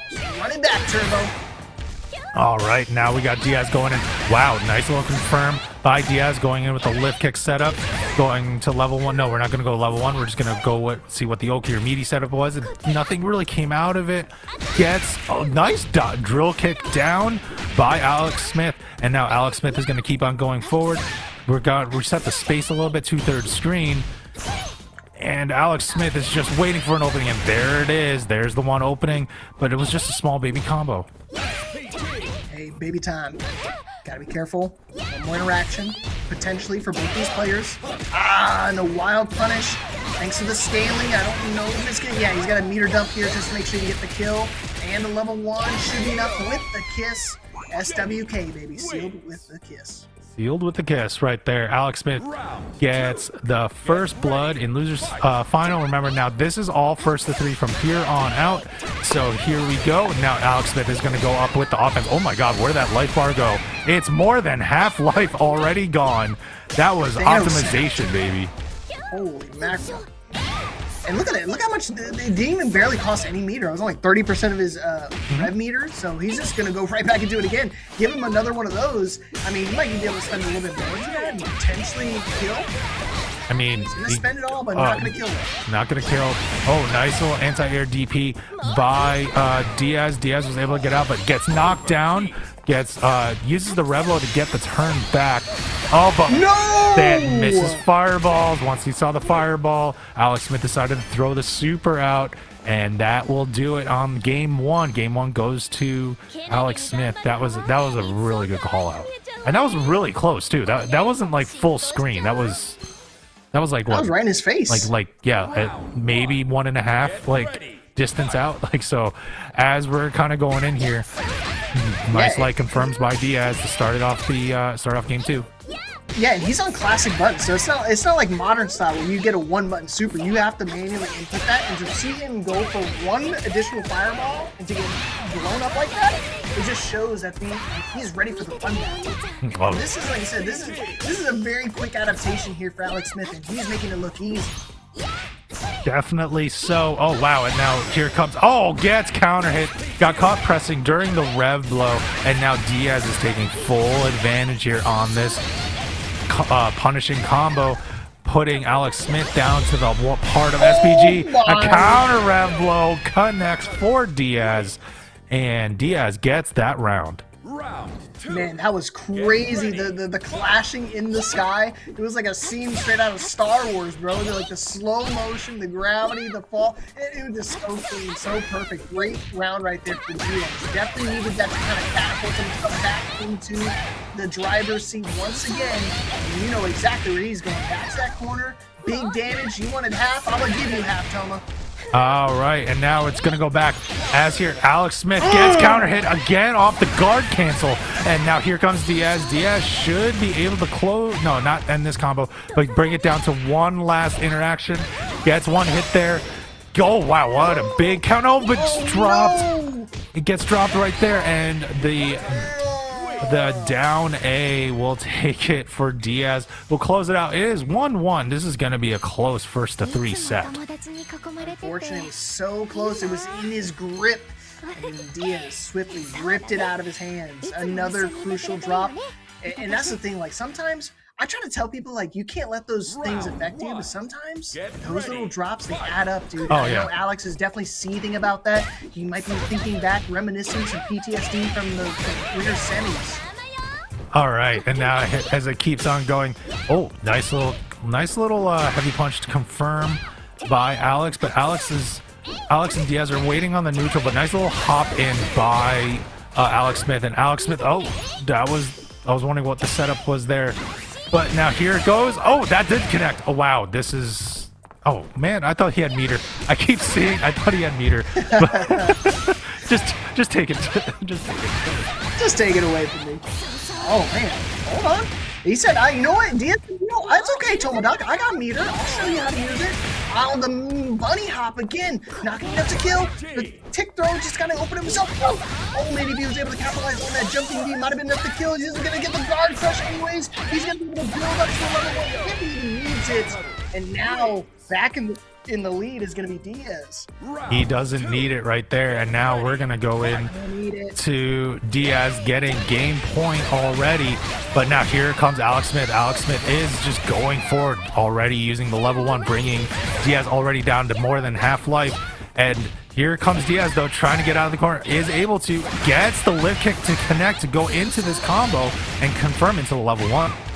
Okay, there's the first half. Is he going to be able to get the second? Wow, he actually did a neutral jump right there, but he still got caught pressing on the landing. So it's one of those things like you can do neutral jumps and stuff like that, but you actually have to block the retaliatory move. Yeah, it's a little bit different here. It's a little bit more complex on some of the interactions in this game compared to other 2D fighters. But wow, look at that. Diaz gets round 2 in game 2, which means he gets the game and now has a lead and one step closer to going back for a run back in grand finals.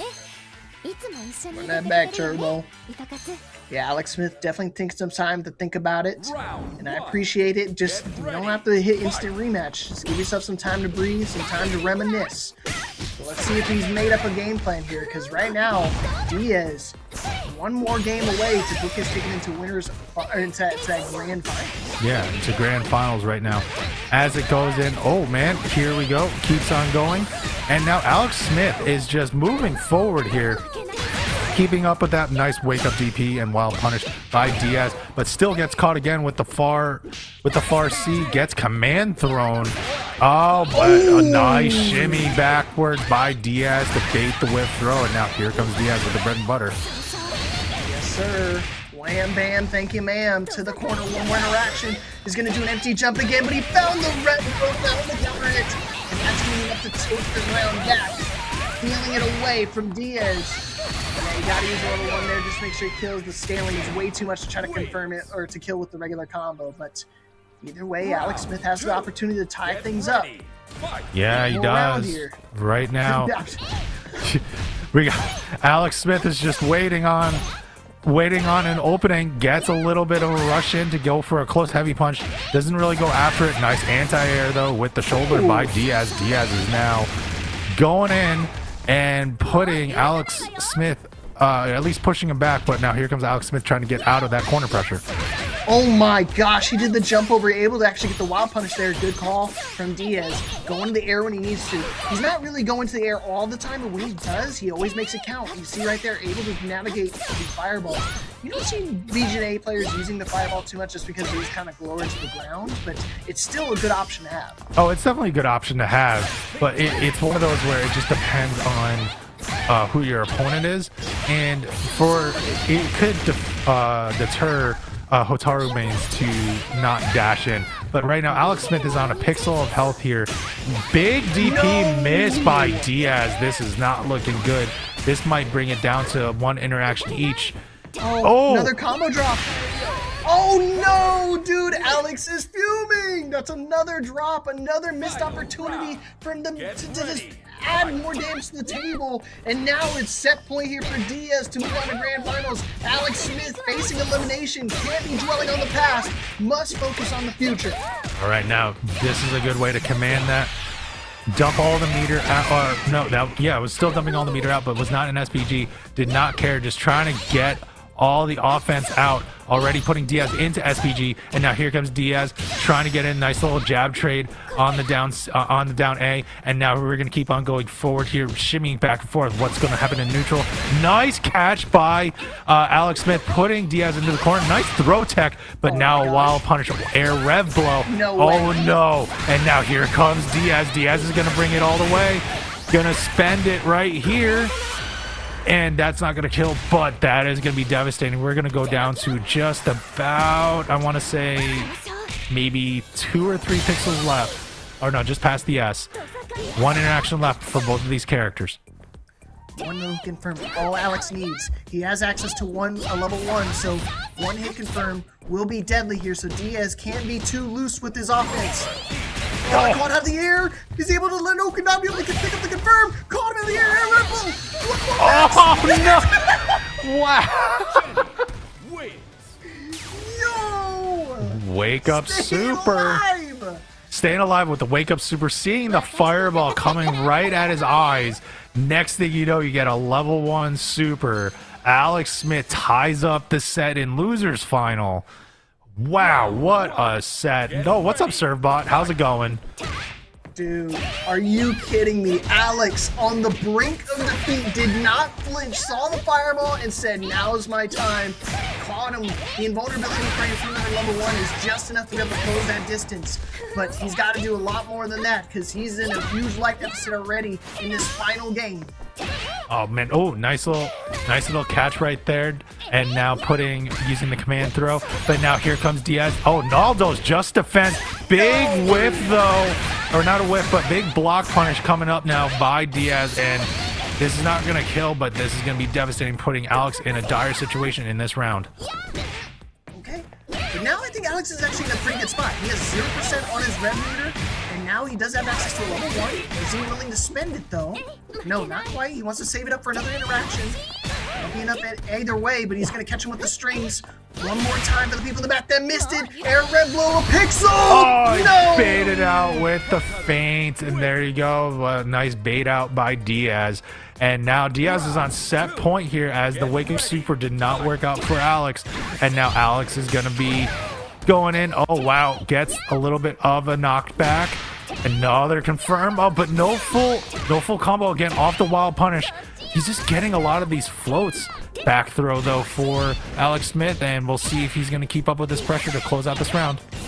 Yeah, he's been doing a lot of fireballs, so this time using the feint to his advantage, making him bait out the level 1. He does have access to another level 1 here, so he's going to try to tie things up.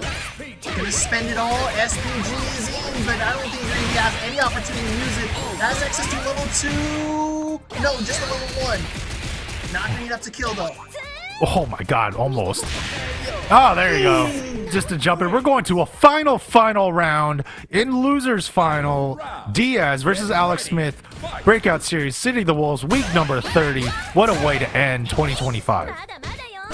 Gotta go out with a bang here. Diaz wants to continue the win streak, wants to make it 6 wins in a row. And right now, Alex Smith making it really hard for him. No pause.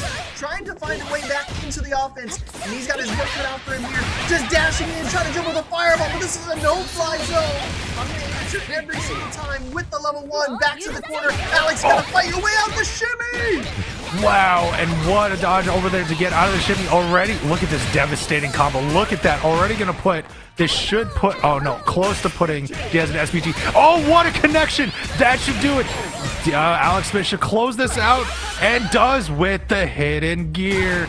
Alex Smith is going to go to grand finals and will face Poetry Chef. It's going to be a Bijane mirror. My God. Got him, baby. Boom. And there it is. Alex Smith seals the deal with the cherry on top. I mean, unreal. I didn't think it would happen, but here we are in 2025. It's going to be a Bijane mirror match in the grand finals. Diaz put his heart on the line. It was so close. You saw every single interaction went down to the very bitter end. Every single round was hard fought, and you saw Alex Smith just fighting tooth and nail for this victory. Oh, definitely was just fighting tooth and nail for the victory right there. And you just saw, like, Diaz Diaz was putting up a fight. It was a close match. Either guy could have won it, and it just worked out for Alex Smith there. But he actually did go all out, did go all in some of the moves. And some of those wake-up supers, seeing that fireball come out, he just decided to spend it. But Diaz actually baited one out with a big feint, but it still wasn't enough, as, you know, Alex Smith was able to close it out and punch his ticket to grand finals. I mean, wow, what a match. What a match tonight. Yeah, dude, honestly, really hard fought. Diaz went the distance here. I mean, like I said, if there is ever a player to get that streak, I was hoping he would break it, but alas, the streak ends at 5. Alex Smith just breaking hearts, breaking expectations, and breaking minds, because now, like I said, we're going to have a Bijanet Grand Finals. I didn't think I would see it ever. I'm going to keep it 100% honest. There's a couple characters I didn't think I would see in a mirror match like this. This is one of those ones. I think they actually faced, if it wasn't a winners final, I think it was a grand final that these two have faced, as both BJNAs, but I think one of them actually like switched off at one point. But still, how long has he been in the Shadow Realm? Pretty much for all of top 8 at the very minimum. Servbot, maybe a little bit in quarterfinals.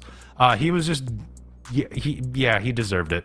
As we're kind of going in, but like, regardless, just to make sure, because it is our grand finals, you know what, he's been talking about it all night, but like, the Evo Awards, please Leapfrog, why don't you tell everybody about the Evo Awards and what they should be doing to help out the Breakout series?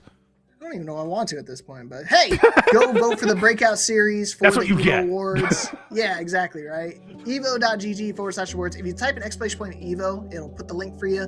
Please vote for us as the best online series. We've been putting our heart and soul on the line for this series, for all of the games, Fatal Fury, 2XKO, Tekken, every single game that we have events on and games that we have just talk about in the server is stuff that we're very passionate about. We're a big family here, and nothing is gonna, better make my family happy than getting us that reward. So make it happen. Go vote for them right now. Also vote for me for best commentary. Oh man, and as we're kind of going in, yeah, please go to evo.gg/awards and nominate the Breakout series for best online series. They are an amazing group of people. I work with them not just on commentary, but just on all their stuff in the back end, and they're just great. They're just great people. Servbot, Stars, who else? Craze being the leader, Simfix, everybody that's been involved with this community has been great. And if you want to be part of that community, make sure you do !Discord to get the invite link and just join us there. We do other things besides tournaments. We have lobbies. It's a culture there. If you want to get games in any of the games between Guilty Gear, 2XKO, Tekken 8, Street Fighter 6, please go to !Discord to get an invite, chat with the people there, chat with Servbot, and even ask for matches. They even have like a Let's Fight channel, so like you just ping that channel and you can see if you can get some lobby matches with some of the folks here in the community. 100%, man. But here we go. It all comes down to this. Whole tournament comes down to 2 players, and they just so happen to play the same exact character.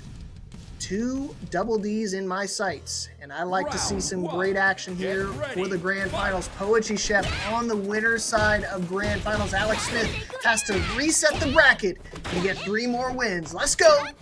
Make it happen. All right, big dive kick though by Alex Smith. Nice counter hit on the neutral jump by Poetry Chef, and Poetry Chef is going to keep on going here as nice another jump in again. Whoa, what is going on? I know that string, I guess, right? Yeah. I know it better than anybody else.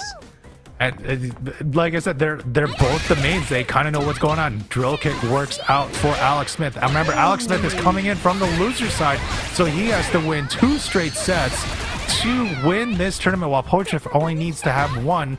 And we'll see what happens here, but it gives an advantage to Poetry Chef just to win the 1 set. And he's able to sort of answer back here. But now we're back in neutral.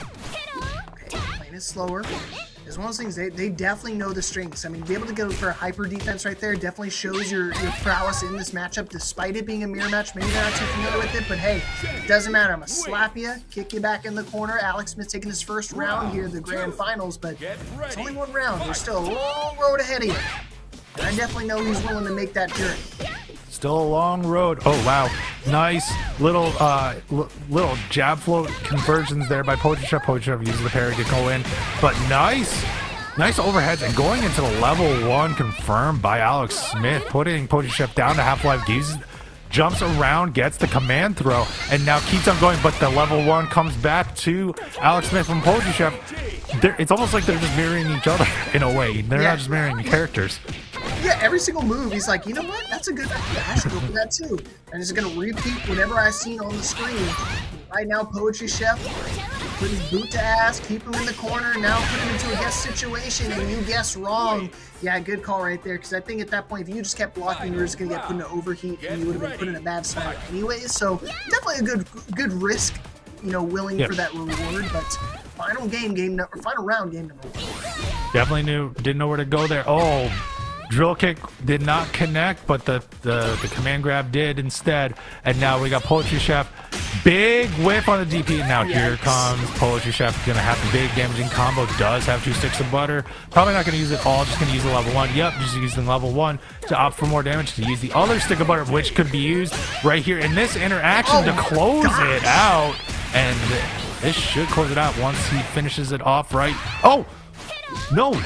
Okay. He said that was a homie drop right there. That was like, you know what? You play Dijonay, I'll drop the combo for you. But either way, Poetry Chef still able to close out that first game.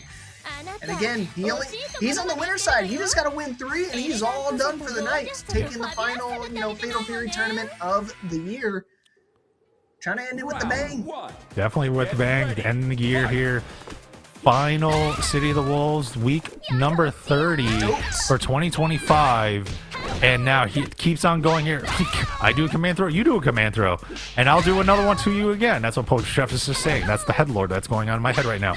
And Alex Smith is not taking any of that. You're not wrong. They are legit going bar for bar. He said, you know what? If he can do it, I can do it better. Manual overhead. But luckily, he's not able to confirm anything big off of that. But all of a sudden, Poetry Chef, one little opening. All he's going to take, all he's going to need. Not going to spend level 1 because he knew it's not going to kill, but this interaction will. Oh, man, what a meaty setup right there to close on Alex Smith. And now Poetry Chef is going to get game point here in game 2. Round 2. Get ready. Away with it right now. Got to take advantage of it. He's been sitting for a little bit, but it looks like he's on fire right now. Yeah. He was probably playing ranked to keep warm. As we're going, oh wow, what a catch by Alex Smith there. Alex Smith is going to keep Poetry Chef in the corner, spending the level 1, getting the last kiss over there. And now here comes Poetry Chef. Poetry Chef is trying to just hold on to Rev Guard, trying to wait for another opening, try to get hit, try to press a button, but gets command thrown instead. And now here comes Alex Smith again to get the full confirm. Oh, another drop combo. Okay, an opportunity. He puts himself in the corner and puts himself in burnout, but it doesn't matter if he gets the kill. Essentially a perfect right there. I mean, he took a tiny bit of chip damage, but either way, still perfect in my eyes. Alex Smith trying to bring things back, trying to tie it up. Gonna dash in. I don't want no kiss. I don't want no throw. I don't want them hands on me. Oh, you're gonna get it anyways.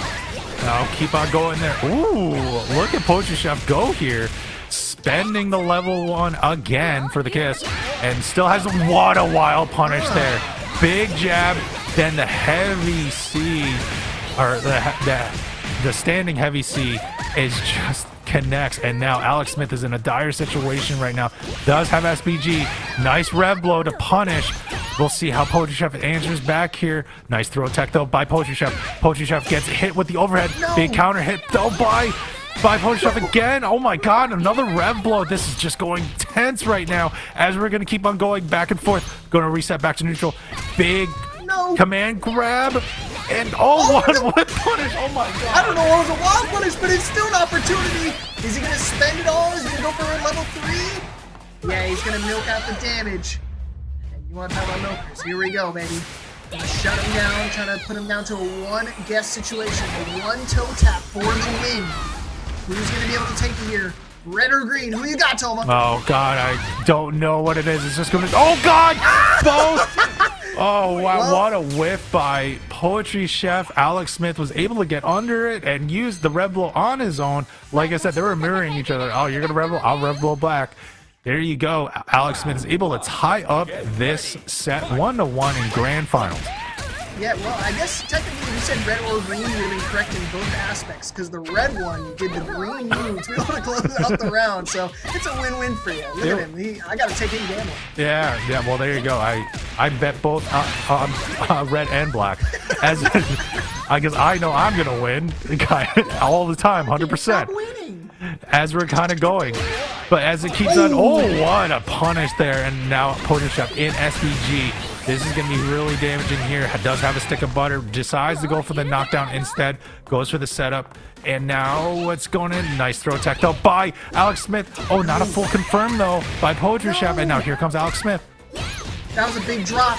Poetry just doing only drops from left and right. Gotta be careful though.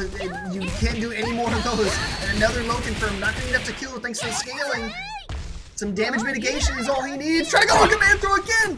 Surprised he didn't try to go anything bigger, but he caught him, and again, level 1. I've seen this replay before, but this time Poetry Chef is the one in the driver's seat for this offense. Wow, yeah, well, I guess Poetry Chef was taking notes from the last match, was able to do a wake-up super in the middle of a fireball, and now Poetry Chef is on game point here for game 3. Gets a big combo to start and gets a knockdown, but there's a back throw by Alex Smith to get the offense, gets the overhead as well. Just defends though by Alex Smith, but here comes Poetry Chef with more of the combos here.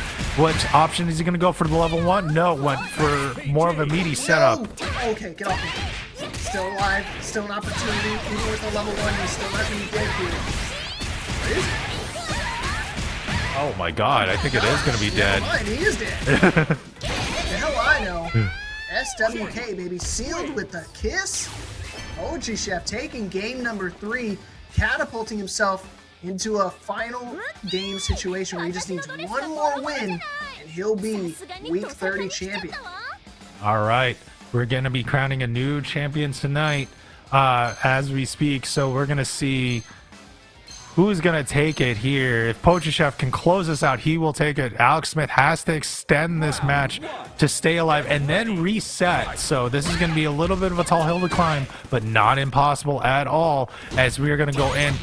First hits go to Poetry Chef, but here comes Alex Smith with the Red Bull. What a wild punish though by Alex Smith, and now going in with a big combo on Poetry Chef. He's been both these players have been using high dodge a lot. So, and the thing is, they've both been going for command throws. So it's surprising. Like this is the first time the animation actually like triggered, because they've been just going for throws left and right. I feel like I'm still watching 2 grapplers now. I didn't realize BJ had a grapple game, but right now Poetry Chef is going to opt for the level 1 right here, putting Alex Smith in a dire situation with low life and in the corner. We know what's going to happen here. It's going to be a lot of blender mixes right there. And there it is. Poetry Chef is now on championship point. Yeah, it's not a grappler game, but they're definitely trying to grab at something. One more round here to close out the tournament. And you see him, he's already taunting, he's getting ready, he's posing for the camera. He wants the lights, he wants the action. And all he's gonna get is the fist. All the anti-air is gonna whip wild punish sudden.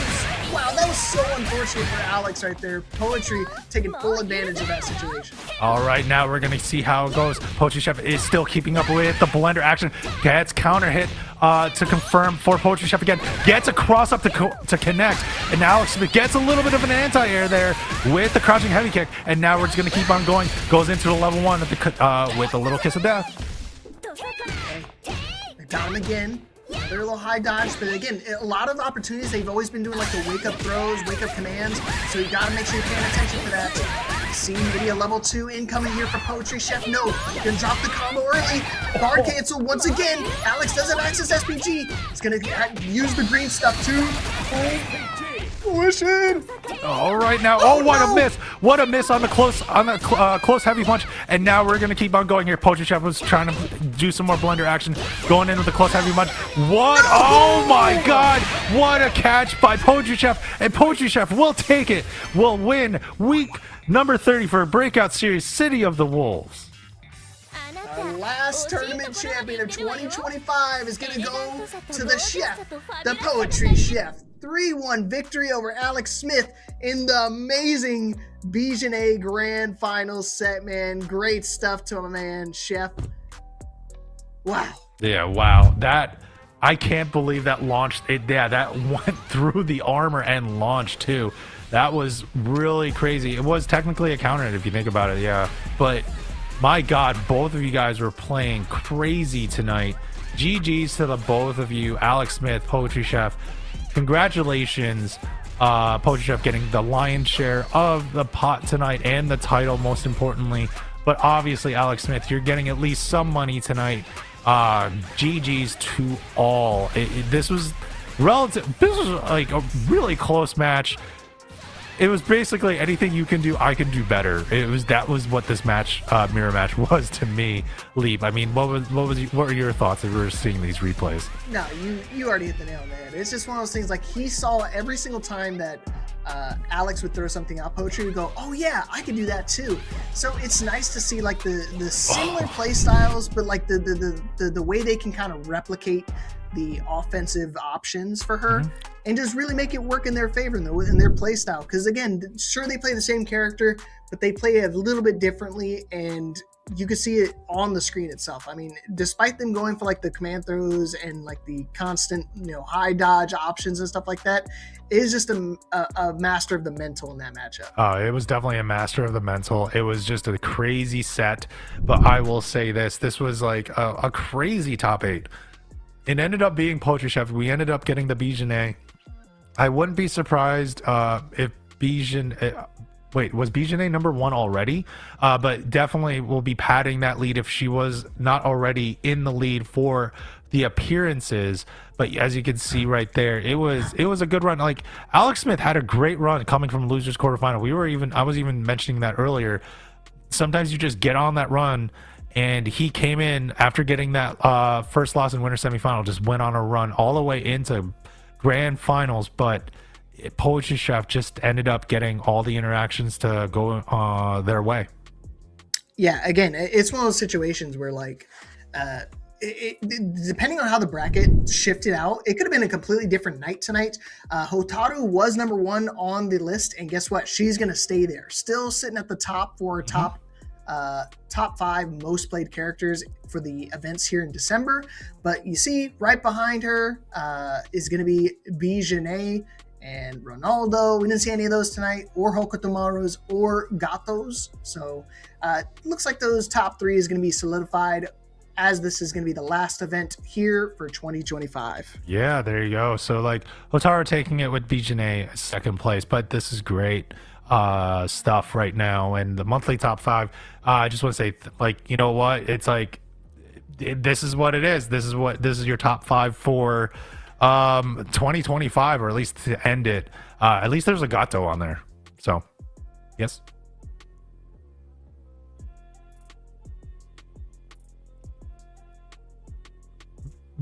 That's crazy. That literally Bijanet only made it onto this top 5 most played characters specifically for tonight, because of tonight. That's why I was saying that. That's why, like, I'm pretty sure it's going to be on there, or at least move up on the list a little bit, because there was a lot of Bijanet tonight in top 8.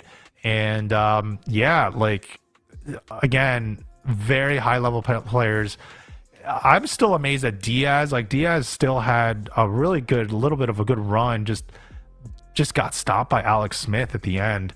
And Poetry Chef, just the 2 Bijanets, actually, to be fair.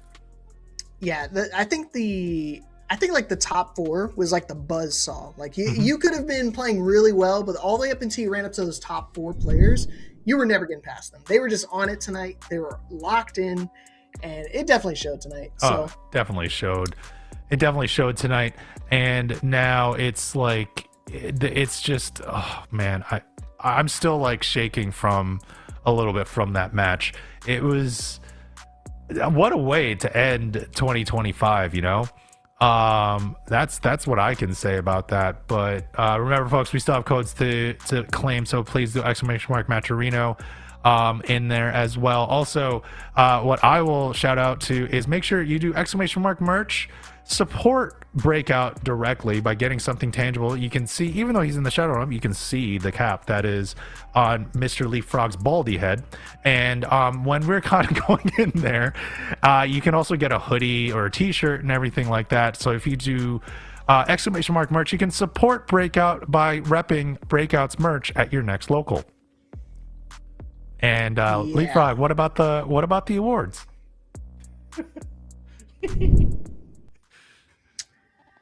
Explanation point Evo. Vote for Evo Awards Breakout Best Online Series. Do it. Do it now, Gohan. Otherwise, I'm going to kill Donut. I'm not bald. Don't say I'm bald, because I'm not. I just wear the hat to represent my team. Nothing else. Okay. You can represent with or without having a bald head, which I don't. But if you do have a bald head, this is how you still represent. evo.gg/awards. Vote for them as the best online series. You got all kinds of games, not just Fatal Fury. You were talking like Frieza there for a second. It was like when you like as if you were just about to go into battle. Lucky. I was about to go like monkey mode for a second. I'm about to start zapping people left and right. So you keep testing me. I wasn't testing you. I just like poking fun all the time. We like poking fun at each other though. I mean, like Leapfrog, it's always been a pleasure to work with you as always. It's just a fun time to work with you in that. So like I guess I believe this is part where we give her flowers. So Leap, where can we find you, and what how do we follow you? At the Mr. Leapfrog. I'm gonna start streaming up this week, so make sure you join in on my streams. I'm gonna try to learn how to play Fatal Fury. Once they add Geese, I'm a full send into this game because Geese is my man. No Diddy, but something I really am passionate about is with the Geese Howard. So I can't wait for him to get into season 2. Sneak his way into all your ranked games. But I believe I'll be on the mic again Wednesday for Tekken Top 8 as well. So make sure you guys tune in. If you guys play other games, make sure you join the Discord so you can get the full schedule. We do other games like Guilty Gear and 2XKO as well. Yeah, there you go. And I'm Tomadoc, so you can find me on both T0MA _D0C over either on Blue Sky or Twitter or X. I represent a group called MTS or Mid-Tier Summit, where we nurse through gaming. We don't just do fighting game tournaments, but we also help out our community by going to libraries, like basically opening the video game world to kids over at libraries and schools in other places. It's kind of like what we do to support our community. With that being said, we will bid you adieu. Tomorrow night is going to be 2XKO. The bracket starts at 8 o'clock, or the stream starts at 8 o'clock over there. Leapfrog will be doing top 8 on Wednesday as our finale for 2025 for Tekken 8 here on Breakout Series. So with that, have a great night, folks, and we'll see you in 2026.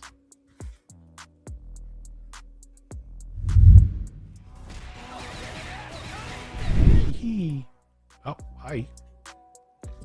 He wants me to say bye again. Bye, everybody. Bye. Bye again. Bye again. Wow, is it 2026 already? Wow, we're already 2026. We're going there? All right. Wow. Wow. All right.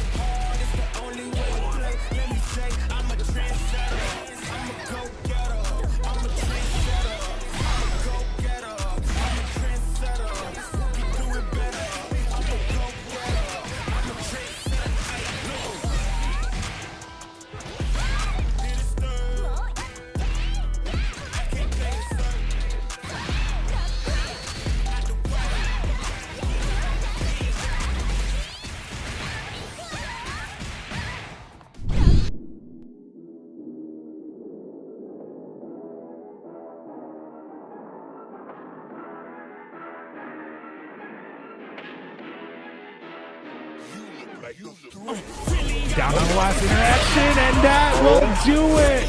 Robbers very well find themselves with a victory, especially after that. And a hit, that should be enough to close it out. Del Tormente. The reverse sweep where Super Great is going to close it out. He There it close is. it out, and he does it.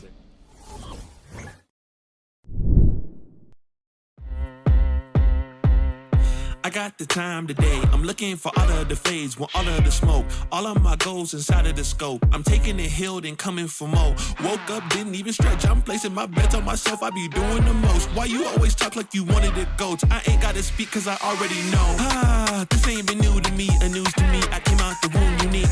Shine bright like jewelry. Of course, you don't wanna fool with me. I got views to see and gifts to use. I got everything to gain and none to lose, and he can prove. I took his burden and yoke. It's like moose when I hit the moves. You can't tell me anything. I mean anything. That's for sure. I already know. I know my identity. My identity from the go. I told you I already know. You can't tell me anything. I mean anything. That's for sure. I already know. I know my identity. My identity from the go. Already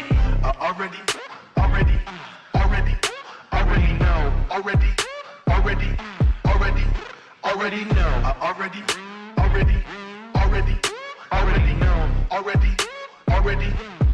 Yeah.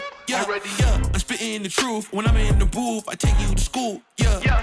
This ain't a lesson. I put on this armor like it was my weapon. I'm stepping. The ops can leave. My props are these utilities he put inside of my belt. Feeling me, it's just the face I can tell. But really, the king is the one you can smell. This ain't been new to me, a news to me. I came out the womb unique. Shine bright like jewelry. Of course, you don't wanna fool with me. I got views to see and gifts to use. I got everything to gain and none to lose, and he can prove. I took his burden and yoke. It's like moose when I hit the moves. Yeah. You can't tell me anything. I mean anything. That's for sure. I already know. I know my identity. My identity from the go. I told you I already know. You can't tell me anything. I mean anything. That's for sure. I already know. I know my identity. My identity from the go. I already know.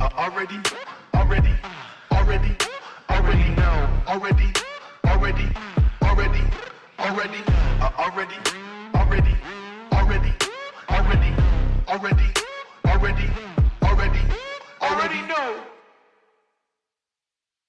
Nobody's safe. Nobody's safe. Nobody's safe. Soon as we step out the cage, we raising all of the stakes. Make no mistake, either you stay in your place or we putting you on a plate. Look at our face, we put the fear in the dirt. We had to struggle for change, pick up the pace. We put in infinite work, that's why we stay getting paid. Y'all running late, we moving on to the next. You still been stuck in a phase, there's no debate. We draw the line in the sand, we say it straight to your face. They underrate, so we put the team on our back. We took the city to state, what it's gonna take. Another S on our chest, another beat in the grave. We innovate, we always switching it up. They can't predict what we say. Come out the cave, they see the blood on our shirt. They see the teeth in the face. They watching tape, still trying to figure us out. They think we came here to play. They send the snakes, they trying to give us a curse. They want us taking the bait, but that's okay. We keep on dodging the bull. We keep on saying Olay, blocking the way, thinking we flipping reverse, but we keep rushing the gate, stopping the rain. We know they sit on the throne. It's looking easy to take. We not afraid. We put the fear in their bones. Ain't no more running away. They tryna trace, they tryna follow our steps. They tryna copy the way. Boy, that's so lame. That's why they keep getting curved. You gotta stay in your lane. They wanna claim that we not giving them work. Like this is minimum wage. Boy, you crazy. Why you keep feeding the beast? Now that you open the cage, nobody's safe. Nobody's safe. Don't start. Nobody's safe. If you come in, please don't drop your guard. Nobody's safe. If you come, you're messing with a star. Nobody's safe.